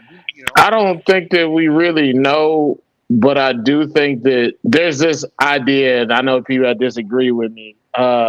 When you get these animals and you go in for hardcore phenotypes and you just line breed them successfully, you may get a look that's unnatural to chondros in the wild, but you also got to ask yourself, what's going on internally with this animal? Right. You got to ask yourself that, and I don't think that we genuinely know until the animal dies. Oh yeah, with siblings. Yeah. Now, one of the biggest debates of the year, man. It's just kind of going back and forth with locality versus designer stuff. Oh, I thought you was gonna say like some scientific. Don't do that. Yeah, let's talk about UVB. I'm just kidding. Burning my snakes. Where do you guys stand, man? I mean, I know Keno has some awesome pure Cyclops stuff, and Trav, I know you're working with some cross line breeding with your locality stuff, or what's going on with your projects right now, Trav? I do locality stuff too. Like this is the first year. This is my second Sarong clutch, so I had a all yellow one, and then I have a red and yellow one. So yeah, my plan with Sarongs is to just keep breeding them. I love stripes, man. I love good looking dorsals. So I'll always be in the business of Sarongs and animals with beautiful dorsals. I like crosses too, man. But I think the thing is Keno had this term, locale integrity. So we should try to keep our locales intact. If you're doing designers or crosses, you should try to put some locality stuff out there too. I respect. Yeah, because that won't hurt your foundation in any way. That's actually smart to do that. No, I also think that it's also like this, man. Like talking to people, what I've kind of surmised of doing a Chondro bar room, everybody's after selling the 10K snake. And you know, there's some 10K snakes, but most of the 10K snakes I see out there, like they're not coming from people I expect to get 10K snakes from. So when you look at it, it's just like, so what about the new keeper that just wants to have a good Chondro? I don't think that necessarily it's a bad thing to produce a locality animal or a yellow baby. Some people feel that way. They don't want it. Me personally, I love locality animals. Except for Arus, I love seeing Beox, Merokis, Sarongs, Manaquaris, Cyclops. I love seeing them all. And I don't ever want to stop seeing them in the pursuit of having the most extreme phenotypically looking designer animal. So that's just my piece on it. Yeah, you guys are speaking music to Ryan Young's ears right now. We love Ryan. We love Ryan. I've been saying that for about 3 or 4 years now. Like, everybody's trying to outcross everything to something, or this to this, this to this. And it's like, shit, honestly, I'm not a big fan of Root either, but if you got a Root project, why not work it? You know? Not only for the locale integrity, but Dan Mallory, I've been paying attention to him, and he mentioned how like it's real hard to get stuff in this conflict at these borders now. Yeah. So you know, I think it takes on a whole new meaning as just like we furthered that designer project here. Should on at one point it's gonna be on Chondro. Keep us to explain what an Aru is. Right. What an Aru costs. Yeah. What is this wrong? How does the Cyclops look? Right. What you gonna tell your kids? They can sound like, oh man, we used to have these localities. We used to call them Arus and be like, yeah, cool, Grandpa, shut up. I'm gonna slap Go to bed, old man. Pull your pants up. Give my damn Cyclops. Yeah. What's a Cyclops, Grandpa? No, but I love designers too. That's the thing about me is like I love designers too. So yeah, but it's like you know, kind of crawl before you walk, right? Like I think it's important to know what localities do what they look like by themselves. Right, because like also gives you a good idea what direction you do want to go designer if you want versus just going into something potent right off the bat. And like, mind you, do your thing. Like if you whatever route you want to take, that's fine. But I always advise, no matter how deep your pockets are, start with the pure locality first, man. Like just start off that base and see and build from there. I feel like you just can't go wrong. Or you can start with a Rubiac. Yeah, or a Rubiac. A Rubiac is a nice ass locality outcross that they produce nice things. Yeah. And look, PSA, there's nothing wrong with a green Chondro. Yeah. There's nothing they are wrong all with that. green. I know people say, hey, look, man, if you do this and you do this, and I think we had somebody said that basically if you take a regular locality and you breed it to a designer, I think who was that said we basically breeding for green? Who was that? Yeah, I think that might have been Dave D. Yeah. He's like, you eventually what you do is you start selectively breeding for green tree pythons. What they're called. Yeah. Right. And to be honest, ain't nothing wrong with that. Ain't nothing wrong with a nice green tree python, man. I think that people gotta stop getting caught up in this thing where it's keeping up with the Joneses, and you gotta ask yourself, hey man, what do you like? Because the stuff that you see, like it may not even be available to you. And if we gonna keep it a buck, you could have 10 grand and not be able to get the 10 grand animal. Yeah. Just because you got the money, don't mean you got the plug. You know what I mean? Hey, because guess what's gonna happen? That breeder, he probably gonna keep that damn $10,000. You know what I'm saying? And also, I think that also part of you see Bill ain't sell the flu.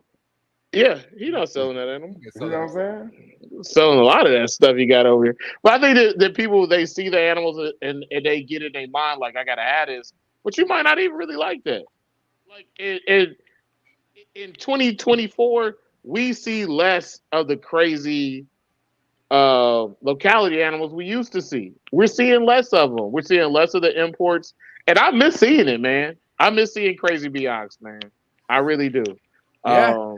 And I think that it's depending on keepers if they really want to do that. and breed these Right, things. and nothing against your rules. Dang, man. I seen your Captain Brad rule finally showing white. I saw it. But I think that it's important to see these things, man. We can't get rid of our locality animals. We got to keep trying with them because what are you gonna outcross to, man? Right. Hey, again though, I love me some designers too. You know what I'm saying? Mhm. I'm just not the guy who like needed blue designer because everybody else got it. I like my yellow stuff. I got a Steagle animal that like it might be the animal I mess with the least. It might be the animal I mess with the least just because I don't want to mess it up. Ryan, you petty. Right. He's petty. What do you say? He said he threw up. When we said we didn't like the rule. Ryan, we still love you, bro. Hey, so obviously cycling's a lot to breeding and having success. What has been the most successful part of cycling for you guys? Is it the food cycling, the temp cycling, temperature? Like what's going on with the type of cycling that's working in your guys' favor as far as breeding goes? Hey, me, I never take my females off food. I never fast them. I don't give them a 2 or 1 month fast. So Trav, tell us how much you are feeding your adult females and even why they're paired and stuff like that. What's your regimen?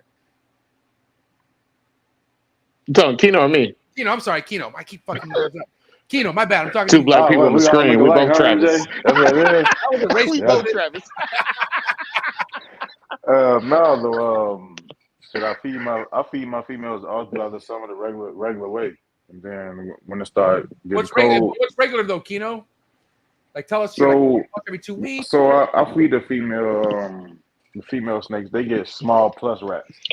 That's another thing too, man. Okay. All y'all people who provide frozen freezers, it's not just one. It's like a couple years ago, y'all decided across the market we about to start selling small shit. You said there's an Illuminati amongst the reptile feeders? The Ratminati. The Ratminati. I went from selling small, buying small rats to I gotta do like it's called small plus rats now. When you said selling, I definitely thought you said selling small nickel bags. It's not high school no more. Wow, I'm grown man. So so small plus rats is what you're getting. And how frequent? I'm sorry, how frequent are you feeding, Keno? Every 3 weeks, but shit, honestly, some of these rats with the size, I gotta feed every 2 weeks now. Because they're not as big. Right. Right. I think the rat provider people they rushing to they gotta meet the demands of the market. So I think they're rushing rat pups out. Like my rat 3 years ago when I was buying rat pups. Now it seemed like the wing rats now are the size of the rat pups are the size of wing rats. Basically. Yeah. Like I'm getting if I'm ordering wing rats, it look like rat pups. Yep. I'm sure that all had a price adjustment with the inflation and everything else. Bro, wing rats, I will wait till about maybe 17 months to start giving my animals wing rats, especially the females. Mm-hmm. And shit, I found myself giving an animal that was a year older wing rat, and I was like, damn, what? And it was just the size. Damn. And Trav, the breeding season, I'll feed the females weekly. Weekly, a small plus rat weekly. No, way smaller. They get like rat pups, probably. Yeah, rat pups, something like that. Smaller, more frequent meals during breeding. Yeah. Wow. Okay. And let's take it to Trav. Trav, what's been working for you feeding wise and even cycling? Like what do you believe is the most important type of cycling for your success with breeding chondros? So I had 2 clutches without food cycling, and I remember I was on the phone with Sam Pendleton from SRP, and I was just like, "Listen, man, I can't get this girl to go." I think you're still here. I still see you. You're still here. But I was talking to Sam, and I was just like, "Man, I can't get this girl to go." So he broke down the whole thing about food cycling, and then the next day she had an ovulation. So but at that point in time, I had been doing temperature cycling. So later on, the last 2 clutches, I have done some form of food cycling. I wouldn't say that it's I think everybody's got a different form of it. For me, it's just like I give them a 1 month fast and I go back to feed them. But once they're actually breeding, like I give them a meal a week, and it's usually like a rat pup. But I supplement those each and every one of those meals. And with the clutch that didn't make it, I did not supplement every one of those meals. So, I learned some things. I think I fucked up my own formula, but I do believe in cycling, man. Food and temperature. I try to get temperature down. I'll drop it the night drop a half a degree every week over the course of several weeks till I get to 72, and I leave it there. So you're talking like October is when you start doing that? No, I start in September. I gotta. Okay. If I don't think I am, because I don't think I am. But if I am going to start temperature cycling, I got to start September 1st. Okay, next month. Okay, and for you, Keno, I mean, because you're in a place where it gets super cold, right? And so I start in October. Same way, you slowly bring it down, just like he was talking about. Yeah, we do the same. We do this damn near the same exact thing. Okay, and 72, it's for until about the springtime, or when do you like to bring that back up? As soon as I get that ovulation, it's going back up. Ovulation, yeah. But so your girls are going around the same time. It's like you don't have girls going separate time of the year, like maybe a few months apart. No, I got them different. I got some of my females going October, and some of them like one of the Cyclops. She goes in spring around late January, early February. Oh wow! So you got girls that go different time of the year. Yeah. So because that's what I'm saying. Like I never want to have more than 2 clutches. You're going to spread yourself too thin. And so, and with you, Trav, your girls are going all year round as well, or what's going on with when your ladies are laying?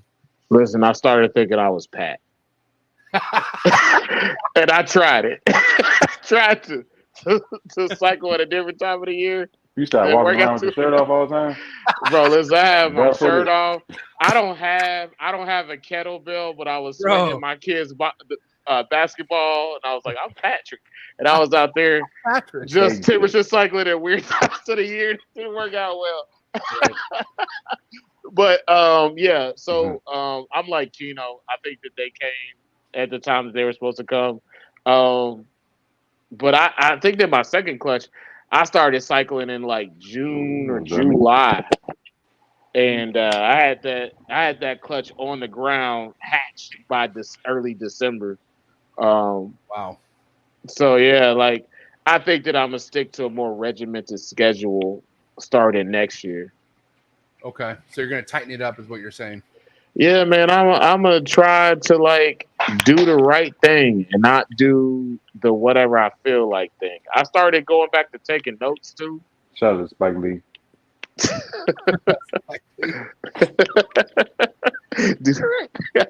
your ass. So yeah, man. I think that in 2025, like I'm gonna take better notes, man. And let's kind of talk about that, because documentation is everything, right? But some people have different ways about going about it. What do you feel like? Do shit. What do you feel like is necessary documenting right now? Like, what matters to you guys when it comes to right now? Go ahead, Travis. Listen, I document one thing and one thing only, and that's baby feedings. And I'm gonna tell y'all something I have not told anybody. This guy. I have a term called squib feedings, and basically what happens is I will try to feed babies, only half of them will eat, and I don't record it. Right. So I just call it a squib. And then like 3 days later, I'll go and feed them all, and I will actually record that feeding. But that's pretty much all I'm actually recording. Damn. Okay. All right. And Keno, I got to hear what you have to say to that. That's how he didn't know where his female was going to ovulate.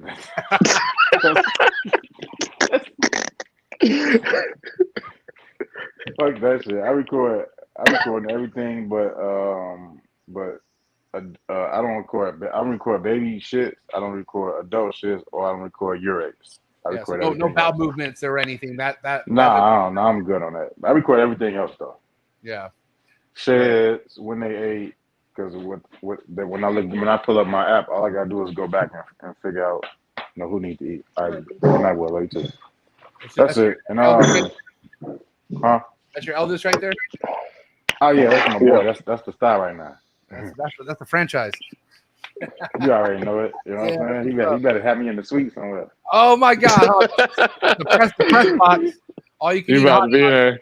You about to be in there acting like Patrick Mahomes' little brother and shit. Hey, that press box might have gizzards. You never know, Trav. hey, we gonna have if I'm invited, it's midgets. It's gonna be midgets swinging from the nah, back. I ain't coming that way. If you got gizzards, I'll show up for it though. They're gonna have platters of gizzards. Yeah, listen, I don't know. Like, I feel like documentation could get out of line, and it's also hard to keep up. I feel like if you're really trying to overdo it, but I like to document ovulations and anything after that. And obviously, I document my feeding cards for neonates. But there is a certain time once that neonate becomes a beast, I don't give a fuck about taking. Like, I don't. And if I know enough, if I know it's staying here, I'll start recording. Well, that especially, because all my neonates that I have right now aren't leaving. So whatever's eating like a beast, then that's all I need to know. You know what I mean? Yeah. But we didn't talk about the frequency as far as how many times you like to feed your neonates within a week. Are you guys once a week, once every 5 days? People have different preferences. So what works for you guys? I'm doing 3 to 5 days until Wow. Okay. They're like really established as a whole.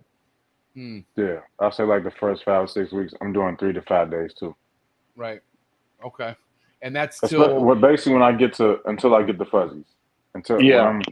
Especially if I'm doing those red hot pinkies, man, I'll do every 3 days. And fuzzies for how long for the most part? How do you notice how long your neonate's on a fuzzy before a hopper? Fuzzies, man. So some of them they're gonna change. It depends on the locality. On the growth too, and how big they grow. Yeah. Some of them you're gonna see them. They're gonna look at you just like, give me that big shit, and you're gonna start giving them rat pinkies. And then once they start eating rat pinkies, it's over. That thing is established. Right. Like my Oxybil, the Oxybil when I got here, it came here. It only had 8 meals. I started feeding the fuzzies right away because it was so damn big. Oh shit! But like my Cyclops babies, they were so damn tiny that they were on red hots longer than I would usually like. So they're still on fuzzies right now. They're on large fuzzies. One of them is like a small fuzzy, but they're all on fuzzies. And shit, then my artifacts, it seemed like, honestly, the artifact outcrossers, when I had those in 23, it seemed like after about 5 pinkies, was it, Travis? I told you they had moved up. Yeah. There was like about 5 pinkies. I had noticed the 5th pinky, it wasn't doing nothing. By the time I fed another one, this one had swallowed this pinky already. So I'm like, shit, I got to give you like a peach fuzzy or something. Where are you guys getting your rodents from? So I got 2 sources for rodents. I got a local couple. I get them from Little Shop of Horrors out here in San Antonio. Shout out to Little Shop of Horrors. He said horrors. Horrors. Oh, not Little Shop of Horrors. That's what I heard. I was like, what? Keno shop? That's my southern drawl. Little Shop of Horrors. No, I'm not talking like black youngster. Whore. But I get some from them, and I also get bulk shipments from Cold-Blooded Cafe. I've tried different people. I used to get them from this one lady around here. I think that she was just by herself being a weirdo, and all them rats were just terrible. They were all dirty. I used to have to wash every single last one of those rats because they were just full of piss and shit. Yeah. But I only trust two sources. Cold-Blooded Cafe and Little Shop of Horrors. You heard about big rodent companies. I don't need to drop names, but big ass rodent companies go third party with their mice and get their mice from China. I'm sure you guys heard that, right? I was gonna ask you about that. Like, I saw that shit, but I didn't get a chance to get around to it. What was you talking about? So, like I said, I'm not going to get in specifics, but think about the biggest names in the rodent business. They all get mice from China.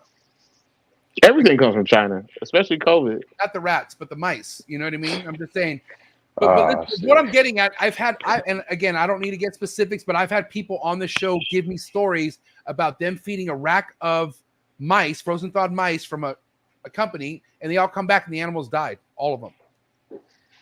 Did they say that all of them had kung flu?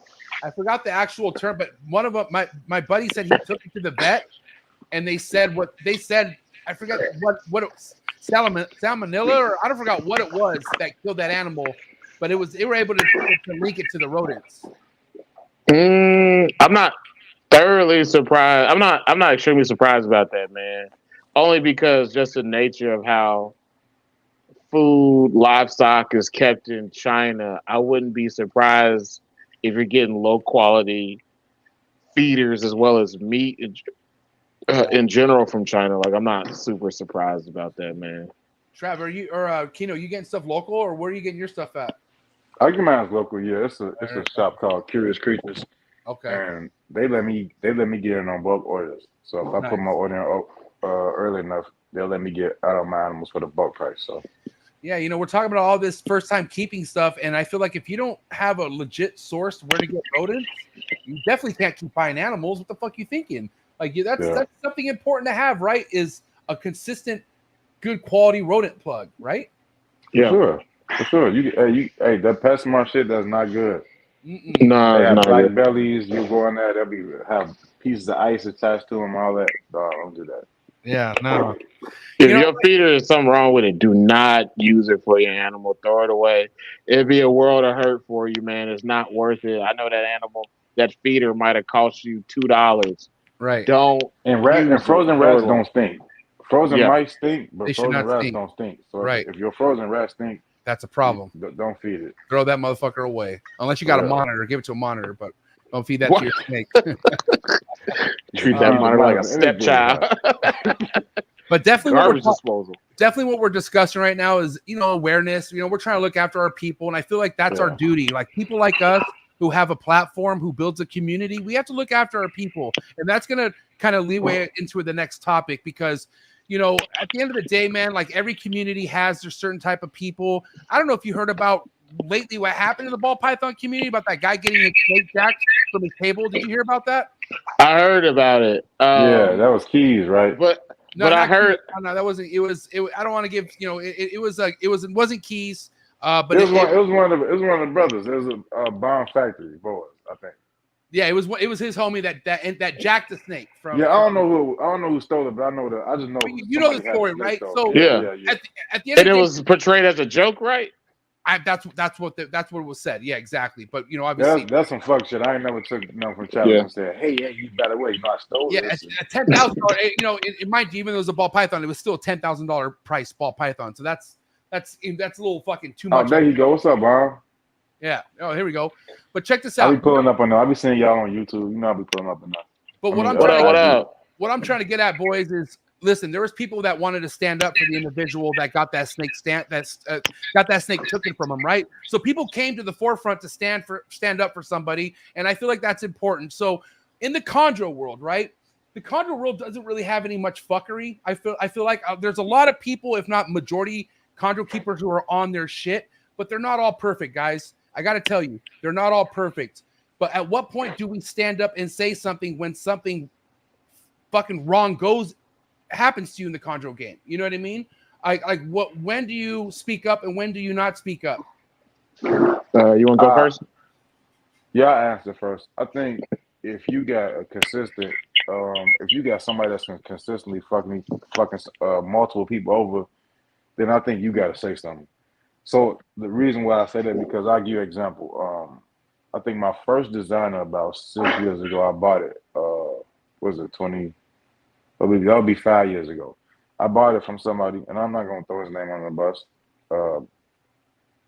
That animal probably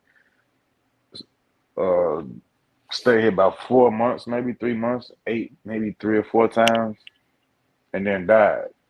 Now he replaced that. But the animal that he sent here was like a yearling. And it was like a yearling that was probably about 50 grams. And honestly, that animal ended up dying probably about maybe a year and a half later. It was a young male. Right. But it just could never put on size. It was a designer animal. So That's back to back stuff. That's back to back situations like you're talking about, though. yes, from the same person. So Right. now I've never said this person's name, or I never thrown this person on the bus because shit happened with Chondros. You know what I'm saying? Right. But I think if you got somebody, say if you got, for instance, there was this guy, it was this importer who, if you mention his name on Facebook, you'll get 250 comments in a thread. Switowski? Multiple threads. Switowski? Threads. Yeah, Scantowski. So you mention his name, you get 250 comments. 350 comments in the thread. I'm talking about, I met somebody in my local shop that was Curious Creatures I told you about. And he was telling me about, I told him this was about 5 years ago. I was like, I'm just, getting back into green trees on the breeding side, but I've been keeping. He was like, yeah, man, I'm into blue monitors, and I bought this 3 blue tree monitors from this guy, and all of them arrived dead. Then he sent me replacements, and 2 of the replacements had mice all over them, and it was like a fucked up jaw. Oh, damn. And I was like, damn, who is this? And it was him. Motherfucking Joseph Switowski.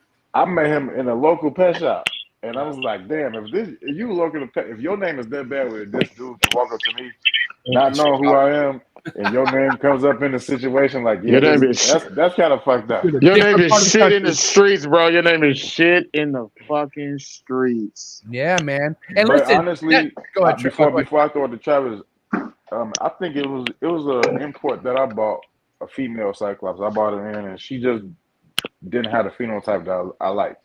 Right. And I sold it to this guy local, super cheap. Honestly, I sold him to that same money that I paid for it because I wasn't trying to make no money off it. I just wanted to get my money back and try to buy another one that's better than her.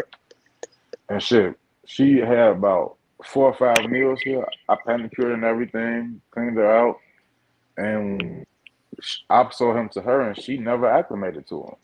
Right.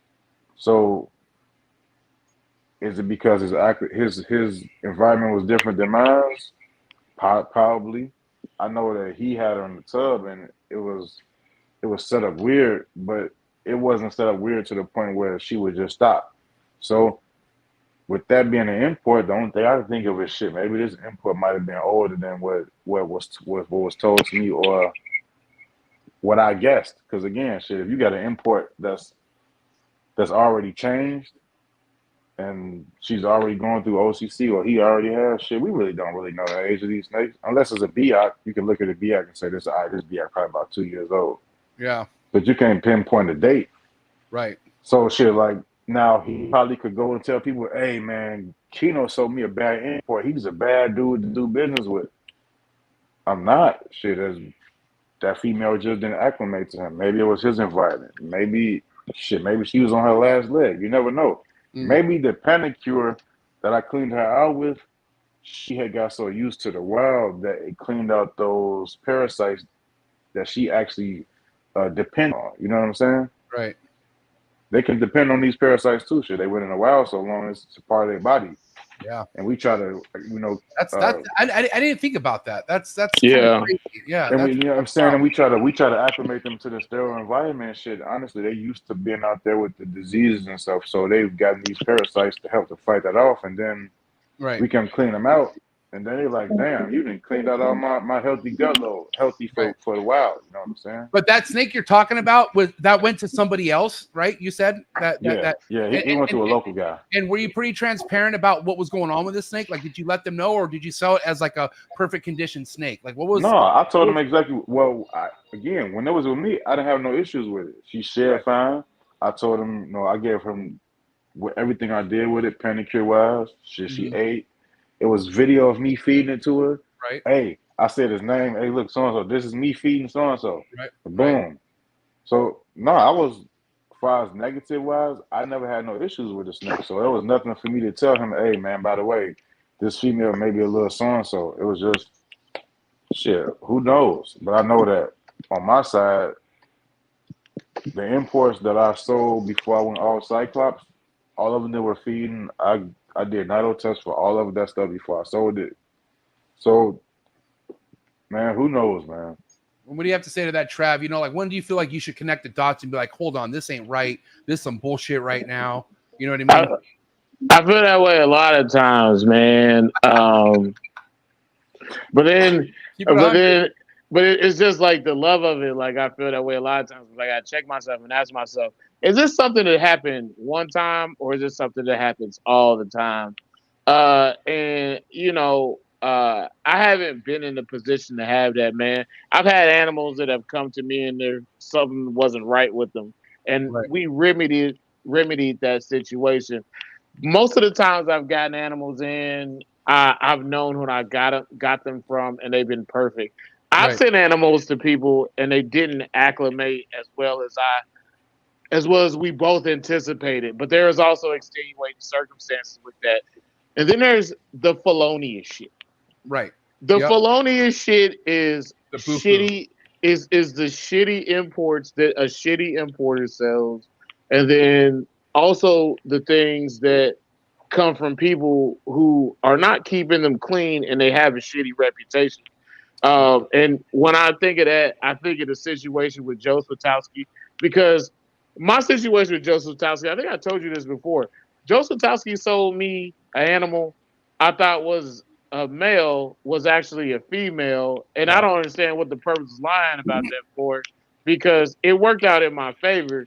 And then we had a situation with the homie Noel with Rocket Birdie, and we tried to get that shit mitigated.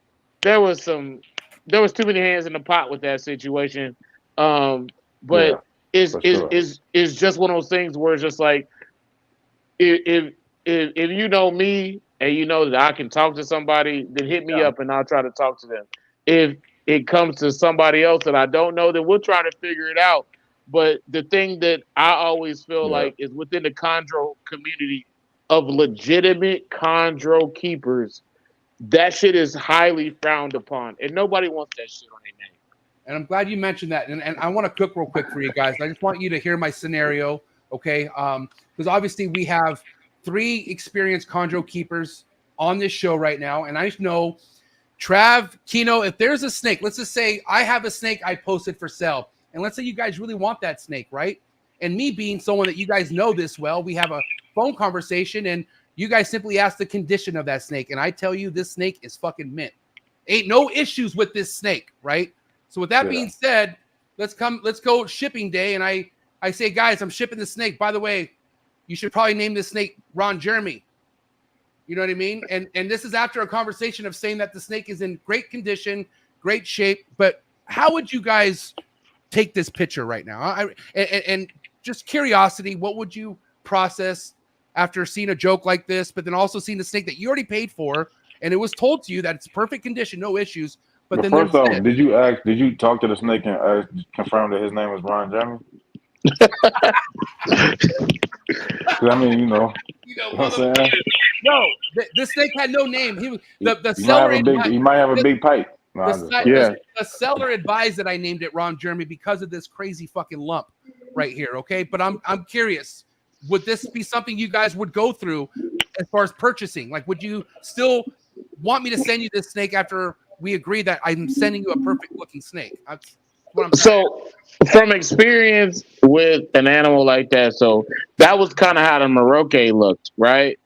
But I can't tell how high it's raised, but mine was raised really high, like where it was just like a consistent blockage. So anything that's not super tapered, I'm gonna ask the question and be like, "What's the deal with this?" Right. I would have told him. I would have told him keep that snake. This right here. I would have told him, hey, keep this snake for another week. Let's ship next week. Let's see if that goes down. Or if it's shit or something. Like if that snake is consistently like that, I can't take that snake, and it's only just based off of experience and what I've had with me with the Maroke, because it looked really similar to this, and over time it got worse, and the animal never really seemed to degrade, but it got worse with the pooping aspect of it, and then just all of a sudden, bam, you ain't got no more Maroke. It's gone. Now, guys, we all said, like, you know, we should kind of give things a second chance, right? Like, if it happens again, then maybe we should rethink about it. There's another scenario that's attached to this snake. And again, this was a snake that was supposed to be a mint condition snake. Is this a normal thing to happen? That's a regurgitated hopper mice from a long-term captive BIAC male that was in somebody's collection for 3.5 years, supposedly. Well, you got to ask the question with regurges. Did a regurge happen in 24 hours? Or did it happen post 24 hours? Because did you get this? Did you get this? Is this one of those Chinese mice? Say what? What'd Is you this say? is this a Chinese mouse? Actually, I think that was an ASF hopper, to be honest. So yeah, it wasn't from China. This was actually a produced rodent that I got here. But no, it regurgitated the head and majority of the body. If you could kind of look closely, all right. And this happened after the second day, right? So it wasn't a 24-hour regurgitation. I wonder how those that ASF impacted his gut load. But let me show you the gut load before even the ASF, okay? Because I feel like that's kind of important to understand as well. So let's check this out real quick, guys, if you don't mind. Hold on one second. In my Chris Rice voice, was that animal fed grass-fed rodents? or was it fed grains? Was it fed grain that may have been fruity pebbles? One second. All right, so check this out. Let me kind of paint a bit of a clearer picture, okay? So prior to that snake eating that hopper and regurgitating it, that's what it did. The third day it arrived in my collection. And if you could kind of look at that stool right there, it looks like it's been shitted out panicure from my experience. So that's what was inside this long-term captive BIAC stomach, was whatever the fuck that is. That's a weird ass shit. That's a really weird ass shit, and by far any kind of mint snake whatsoever, if you were to ask me. I've had that with my male Doom, and where he had a shit like that, and after he had a shit like that, he only ate live. Well, I mean, this thing regurged live, and then it died. Yeah, man. I think that sometimes with some of the animals, man, like especially with captive bred and even imports that have been long-term captive, I think that sometimes, man, it's just some shit that happened to them. And it's also when you look at animals that have been kept by somebody, they may not have noticed that it was something off with the snake either for a long time. Like the snake could have been in somebody's collection. And live feeding too, man. Like the thing with live feeding is like if that live rodent has something, and I'm not saying it came from like a dirty rodent breeder. I produced that rodent. I was breeding ASF at that time, and you was breeding them. Okay. Yeah, so that came from a reliable source, which was myself. I think that sometimes, man, with certain animals, man, like you may not know that there's something going on with that animal. Like the animal may be messed up before you give it to somebody else. And I could understand, guys, if it was only this snake, but it was two snakes. That's what I'm trying to get at. It was a back-to-back situation where both these snakes were fucked, and they were trying to be sold to me. I've only heard of that with multiple snakes from the same source being fucked up when people are just having like drastic collection sell-offs. Beyond that, man, like if somebody was to sell me an animal like that and they had two animals that came from the exact same collection, I'd have some questions. I'd have a lot of questions. I have a lot of questions. I'd have a lot of questions about a lot of things.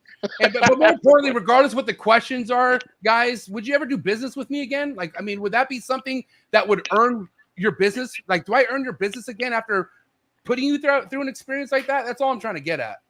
It just depends. How do you handle it when I reached out to you? Yeah, like how do we mitigate this issue? If we mitigated the issue, then cool. If we were able to have a conversation and we were just like, okay, well, this situation was bad, and you had things that I also needed, but we'd have to have conversations about what happened with these animals that I've already purchased. Like, and there's some straightening that needs to go on. So I don't necessarily know. I just know I've had people come forward, but they don't like to speak up because in the chondro world, you got to be careful. There's certain people you just can't go after because if you do, immediately you'll be the one getting shitted on. And that's kind of like that in the ball python game too. But at the end of the day, there's just certain things that you talking to You talking? Yeah, you're talking to the guys. You're talking to the two guys. Yeah, you're talking to the two guys that, like, you know, we don't mind when people have something negative to say about us when we got something negative to say about them in terms of some shit that we see as far as, you know, keeping. The other shit is the other shit. But as far as keeping goes, like, we stand on business. We not really gonna sit there and go back and forth with you about some shit that we don't like. And I think we be seeing a lot of Chondro dick riding too. Yeah, felonious dick riding. Big time. Oh my God. Holy shit. It's like, oh, like this. Oh, I just love your stuff. Oh, I can't wait Bro, to just get yeah, you riding that dick with your mouth open. Don't be, yeah, and while they're doing that, they're sharing screenshots. Nah, fuck that. Nah, I'm good on that, bro. Fuck that shit, you cock gobblers. Well, but listen, cock blowers, duplicate rat cloners. I love the Chondro community because how sharp majority of everyone is. Like, at the end of the day, people look up to the Chondro community, but not everyone deserves the same amount of respect. That's all I'm trying to get at. You know what I mean? There's some motherfuckers who've been in this game for a long time and they've been fucking people over. Just ain't nobody speaking up on it. You know what I'm saying? So also, man, you gotta look at, like, Chondro keeping is different from ball python keeping. Like, when it comes to Chondro keeping, bro, we have seen this. Everyone has seen this when, you know, a keeper, they may have gotten beyond their prime and the standard of animals that they keep has drastically been lowered. And it's usually because somebody gets sick, man. Like, this guy is sick and just or they're sick of being around the snakes. I heard somebody on your show recently said that they're just tired of fucking picking up snake shit. And I guess that's, I mean, but for me, I don't ever see that being a case whatsoever. I mean, it gets to, like, I think it gets to a point, man. You also got to understand, man. It's just like, I'll be honest with you. I get tired of cleaning up snake shit sometimes. I when you get a female, I don't know what it is, because I keep a bunch of different shit, but I don't get tired of it. No, it's the smell. It's the smell for me. So I'm gonna tell you when. I got lace monitors, bro. Lace monitors covers every smell in this room. So bruh, the hormonal shit. When you work in corporate America, you be on for 13 hours. You come home and there's shit in the water bowl. It's different. But as soon as you open that door, you can smell that shit. If you a Chondro keeper, it's like there. Yeah. Your whole family don't even have to smell it. You be like, oh shit. They gonna be mad. Either somebody died in this motherfucker, or especially after a long day, like you're saying, you know, it hits different after a long day. And I gotta do that shit at nighttime with Jamaica, man. Come on, man. I gotta dye my face and all this shit. That's about the only time I get tired of cleaning up shit. Chondro twerk win. Bro. Hey, check it out. Wrap up.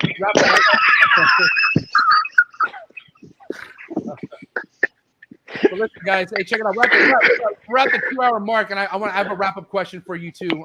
Shoot.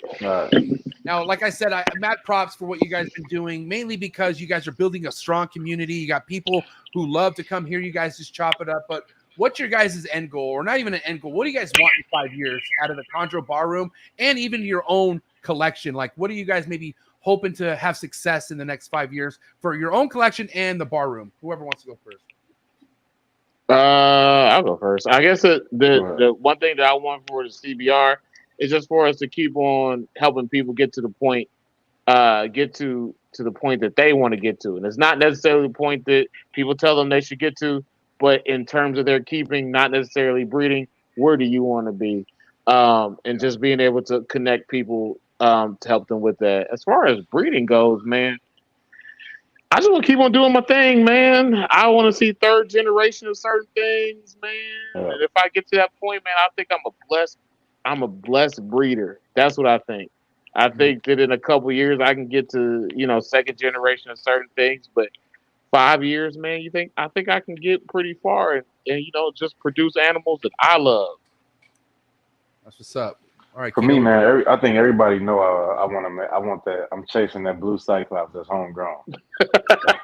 I'm chasing that. So it's probably gonna take me about 10, 15 years or something, but I get there eventually.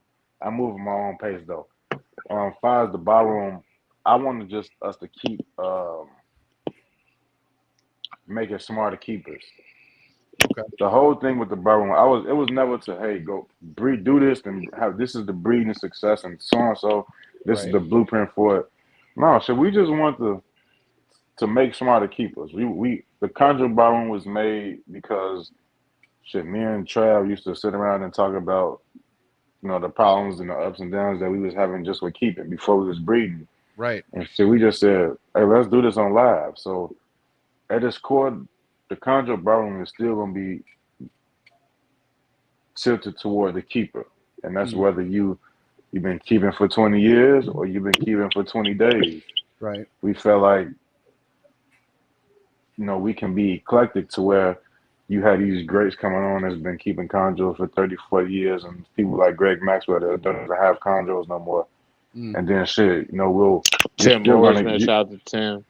Yeah, you're still gonna you're still gonna be seeing new breeders on our show, probably that you never heard of. And honestly, that episode might not get as many views as the legendary guy, but we'll never lower our energy. We still gonna bring that same ferocity, same energy as shit as we did with a legend on. Yeah, I think that's the thing about the barroom is we try to make people feel like they accept it here, whether you got one chondro or you got an import that's damn near about to die, or shit you didn't forget more shit than that we trying to learn. So, or you trying to get MJ to do a Leaders of the New School episode? Yeah, but not. It's gonna always just feel like, man, you in a bar, you having a conversation with some guys, and by the way, we talking snakes up there too. Come on in. Yeah, right. Have a drink with your boys. Yeah, man. And like I said, it's I just appreciate something that's real, and that's something that I feel right off the bat watching all your guys' shows, because at the end of the day, we're just trying to talk about stuff that we love, and we just want to get better at it. And you guys are just doing a good job, man. And Trav and Keno, we've had phone conversations that I felt like got us to this point. So I gotta say thank you first and foremost for being very open to speaking to me always, and just being transparent in communication. I feel like a lot of people could go further in this reptile world if they just knew how to communicate and talk to other people. And so a lot of us. We can expand that past the reptile world, man. If you communicate, the world will be a little bit better. Yeah. 100%. A lot of shit, a lot of translation get lost in text, man. But shit, if I send you something, I can call you and say the same exact thing, and my tone will be different. And you be, oh yeah, sure, so and so. But then you read that in a text, you be like, this motherfucker here, fuck this man. Who is you talking to? Also, with having phone conversations, man, I think a lot of people got admiration for each other, man. They just don't necessarily know how to say it. It's just like, I've learned so much from watching Trap Talk episodes. I learned so much from Keno, and it's just one of those things where we're just like, man, like, I don't feel like I'm in this shit alone. So like, even us having some similar issue, we can talk through the issue, but it's just like, you feel like you need certain people around you. And like, with a lot of people and keepers in the game, like, if I don't see you posting or I don't see shit, I'm going to ask some questions about why your ass ain't around. Yeah. They do that to me. They be like, why you don't post your animals more? Like, bro, I got 2 kids, brother. I got 2 kids. Starting to run around now. And you're football 24/7. Yeah. Yeah, man. Pancake boy, pancake papa. Yeah, man. But I think another thing too is man, we gotta be able to admit when we wrong, man. Yeah. I agree. Everybody. Look, ain't nothing wrong. Ain't nothing wrong with saying you're not too good admitting when you're wrong ever. Dog, ain't nothing wrong with saying, "Hey, my bad. I fucked up on that one. My bad." I be fucking up all the time, man. I make the wrong calls in practice. Now I tell them, "Hey, Coach Keno fucked up. Blame me for that. That's on me. I'm not finna." I know coaches that'll say they'll call the wrong call and find everybody to blame with them, but shit, that humanizes us when we can say, "Nah, that's on me. My bad. I point the thumb at that one." Right. You get respect from that universal, man. Yeah, man, I feel that, man. What a great Hold on, man. First of all, before we get out of here, though, man, you've had some success too recently. I mean, I 3 clutch shouty. Would you 3 clutch shouty this year? Nah, and we gotta talk about what you got planning on going forward with, man. And what's on your search? What's on your search thing when you press? We flipping the script. We about to start taking our shirts off. Instagram.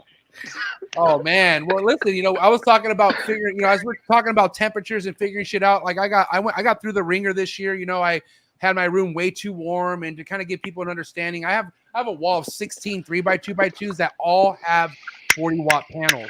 And my problem was I did not have individual probes. I had the probes per row, and it just fucking overcooked everything. Where I experienced my first 2 clutches were slug outs, man. But I was how'd you have one probe per row? How was that set up? So per level, right? So the probe. So I had I had the top row all hooked up to one thermostat, and then the next row was all connected to one thermostat. So by level, so that's cool if you got that probe in a control box that doesn't have an animal housed in there. The problem was it wasn't controlled, and also you had the middle enclosures with panels that were feeding the top enclosures. So there was it was way overkill, and I wasn't realizing it until fucking Mark Bailey came over. And he's like, "Bro, get your temp gun and start temp gunning shit." And I was like, "Holy shit!" And that's when I put the dots together. And right when I figured that out, I got the slugged out clutches, which all made the sense in the world. So I made that adjustment in March, and then obviously cool things down. Now I'm solely ambient, and then I was able to pair up my Numford Island in June, and she just gave me a clutch a week ago. So 14 good eggs. So I got 4. So after getting 36 slugs this year to 14 good eggs, yeah, that's a good feeling. I'm not gonna lie, but obviously we got a long road ahead, and I'm not gonna lie. Next year, guys, I'm gonna go pretty hard next year. I'm probably gonna pair up 15 females. Yeah, that's what we want to hear. Your son is gonna be. Your son, how old is your son gonna be? What, like 18 months? He just turned 1. Damn. This is gonna happen. I'm gonna tell you right now. Tell me. Your son is gonna start getting into shit. You're gonna be like, "What the fuck did I do? I got 89 babies over here. What is this?" You gonna. You want to know? Next time we gonna get on, you're gonna be all great. Watch, hey, guess what he just? Hey, guess what he just did recently? So I got this room where I could put him down on the floor, but he found where I kept my crested gecko eggs, and so I was like, I heard shaking going on. I'm like, what's that? He had both my crested gecko eggs going like this. It's wild. Like, no, I mean, they hatched out though. God bless them. I gotta love crested geckos. Holy shit. Hey, look, what's wild is when your wife. Watch out. I'm just saying, look, all I'm saying is MJ. I got locks. Instead of the 15, pet like 7 of your females. Okay. Well, I'm looking to get half that. You know what I mean? Look, your little boy, I'm telling you, dog. Yeah. You're going to have a problem if 12 of your females take, dog. Listen, you got to realize that your little boys, like, is good that they come out still looking like babies and not like men. They're eventually gonna start looking like men. Yeah. Oh, but they are terrible. And also, you gotta realize this, man. The worst. So if you get 12, babies, if you get 12 females to go for you, dog, you're gonna. All I'm saying is this, man. It's gonna be rough. It's gonna be raining. It's gonna be raining in Southern California, dog. But mind you, this is what I do, fellas. This is you know what I mean. I wake up and I come in here. I got my podcast and I keep full time. This is what I do. So. You know what I mean? But also, you gotta realize your son. The wife is gonna want to dip off and have some fun, and you're gonna be like, "I will make it happen." You know what I mean? You're gonna come in there with stuck shit on the top of your eyebrow, dog. You can't keep your wife in your reptile room. But also, man, this thing about your son, bro, it's like your son is gonna start doing some things that your wife is gonna be upset about and think you have some type of control over. You have no control over it because he don't got no control over it. Shit. You be sitting there with a pinky talking about what the fuck? Get away from that plug. Let that bleach down. Put your pull-up back on, bro. Your mom keeps asking me questions about it. Yeah. So Cash just started taking his off. Oh, it's Silas too, bro. Shit all over his hands last week. Oh, damn. Yeah. And he got this thing where he scratches his head like this, right? So yeah, you can imagine, dog. It was shit everywhere. All little boys act like deranged prisoners, bro. You ain't even seen it yet. He just first started moving around, bro. I'm scared. I'm not gonna lie, man. But I'm in no rush. You know, it's gonna happen when it happens. But listen, guys, I appreciate you guys so much. For people to be on top of everything going on, do you guys recommend Instagram and also YouTube as far as following you guys? We don't really have a Facebook presence. Like we just mostly on I got YouTube. a Facebook page, but I don't really be on that, man. I be on Instagram. You can If you want to hit me up, hit me on Instagram, man. Yeah, hit me on IG, Mongrel Reptiles, Windy City Chondros, and we got the CBR Chondro Bar Room on IG. All right. And we run it like that, man. All right, listen, guys, all the links are in the description below. Go give them a follow. Catch them Tuesday night, 7 o'clock Pacific Standard Time. But it's a wrap. Give it up for Keno and Big Trav, ladies and gentlemen. Chondro Bar Room. Hey, thanks, MJ. Peace out, Bar. Thanks, MJ. We appreciate you. Hey, keep doing it, man. We know you got to come back to the bar, bro. Hey, let me know. Hey, listen, I will leave my show early just to come to your guys' show in a heartbeat. Let me know, and I'm ready. We'll figure it out. That's cap. That's cap. You lying. I'm not lying. I'll prove it to you, That's man. cap. Hey, we're gonna be waiting over there. It's gonna be like 9:30. It's gonna be free MJ like it's free Keno. All right, man. We be going hard with that shit. What's the name? That's CJ. Hey, thank you for the conversation, guys. Have a good night. All right. Peace out, bro. All right, take it easy, guys. Great night, guys. I appreciate you so much. The collaboration we didn't know we needed just happened. All right. So shout out to the Chondro Bar Room. Make sure you go subscribe to their YouTube channel. Follow Windy City Chondros on IG and Mongrel Reptiles. All right. Those guys are doing big things and just doing their thing, having a good time. But appreciate everyone in the chats, man. I hope you guys have a good night. All right. Please hit that like button, hit that subscribe button, hit that notification bell, select all. You'll be reminded of every single podcast. But episode 526 in the books. Have a good night, and I'm out. Cheers.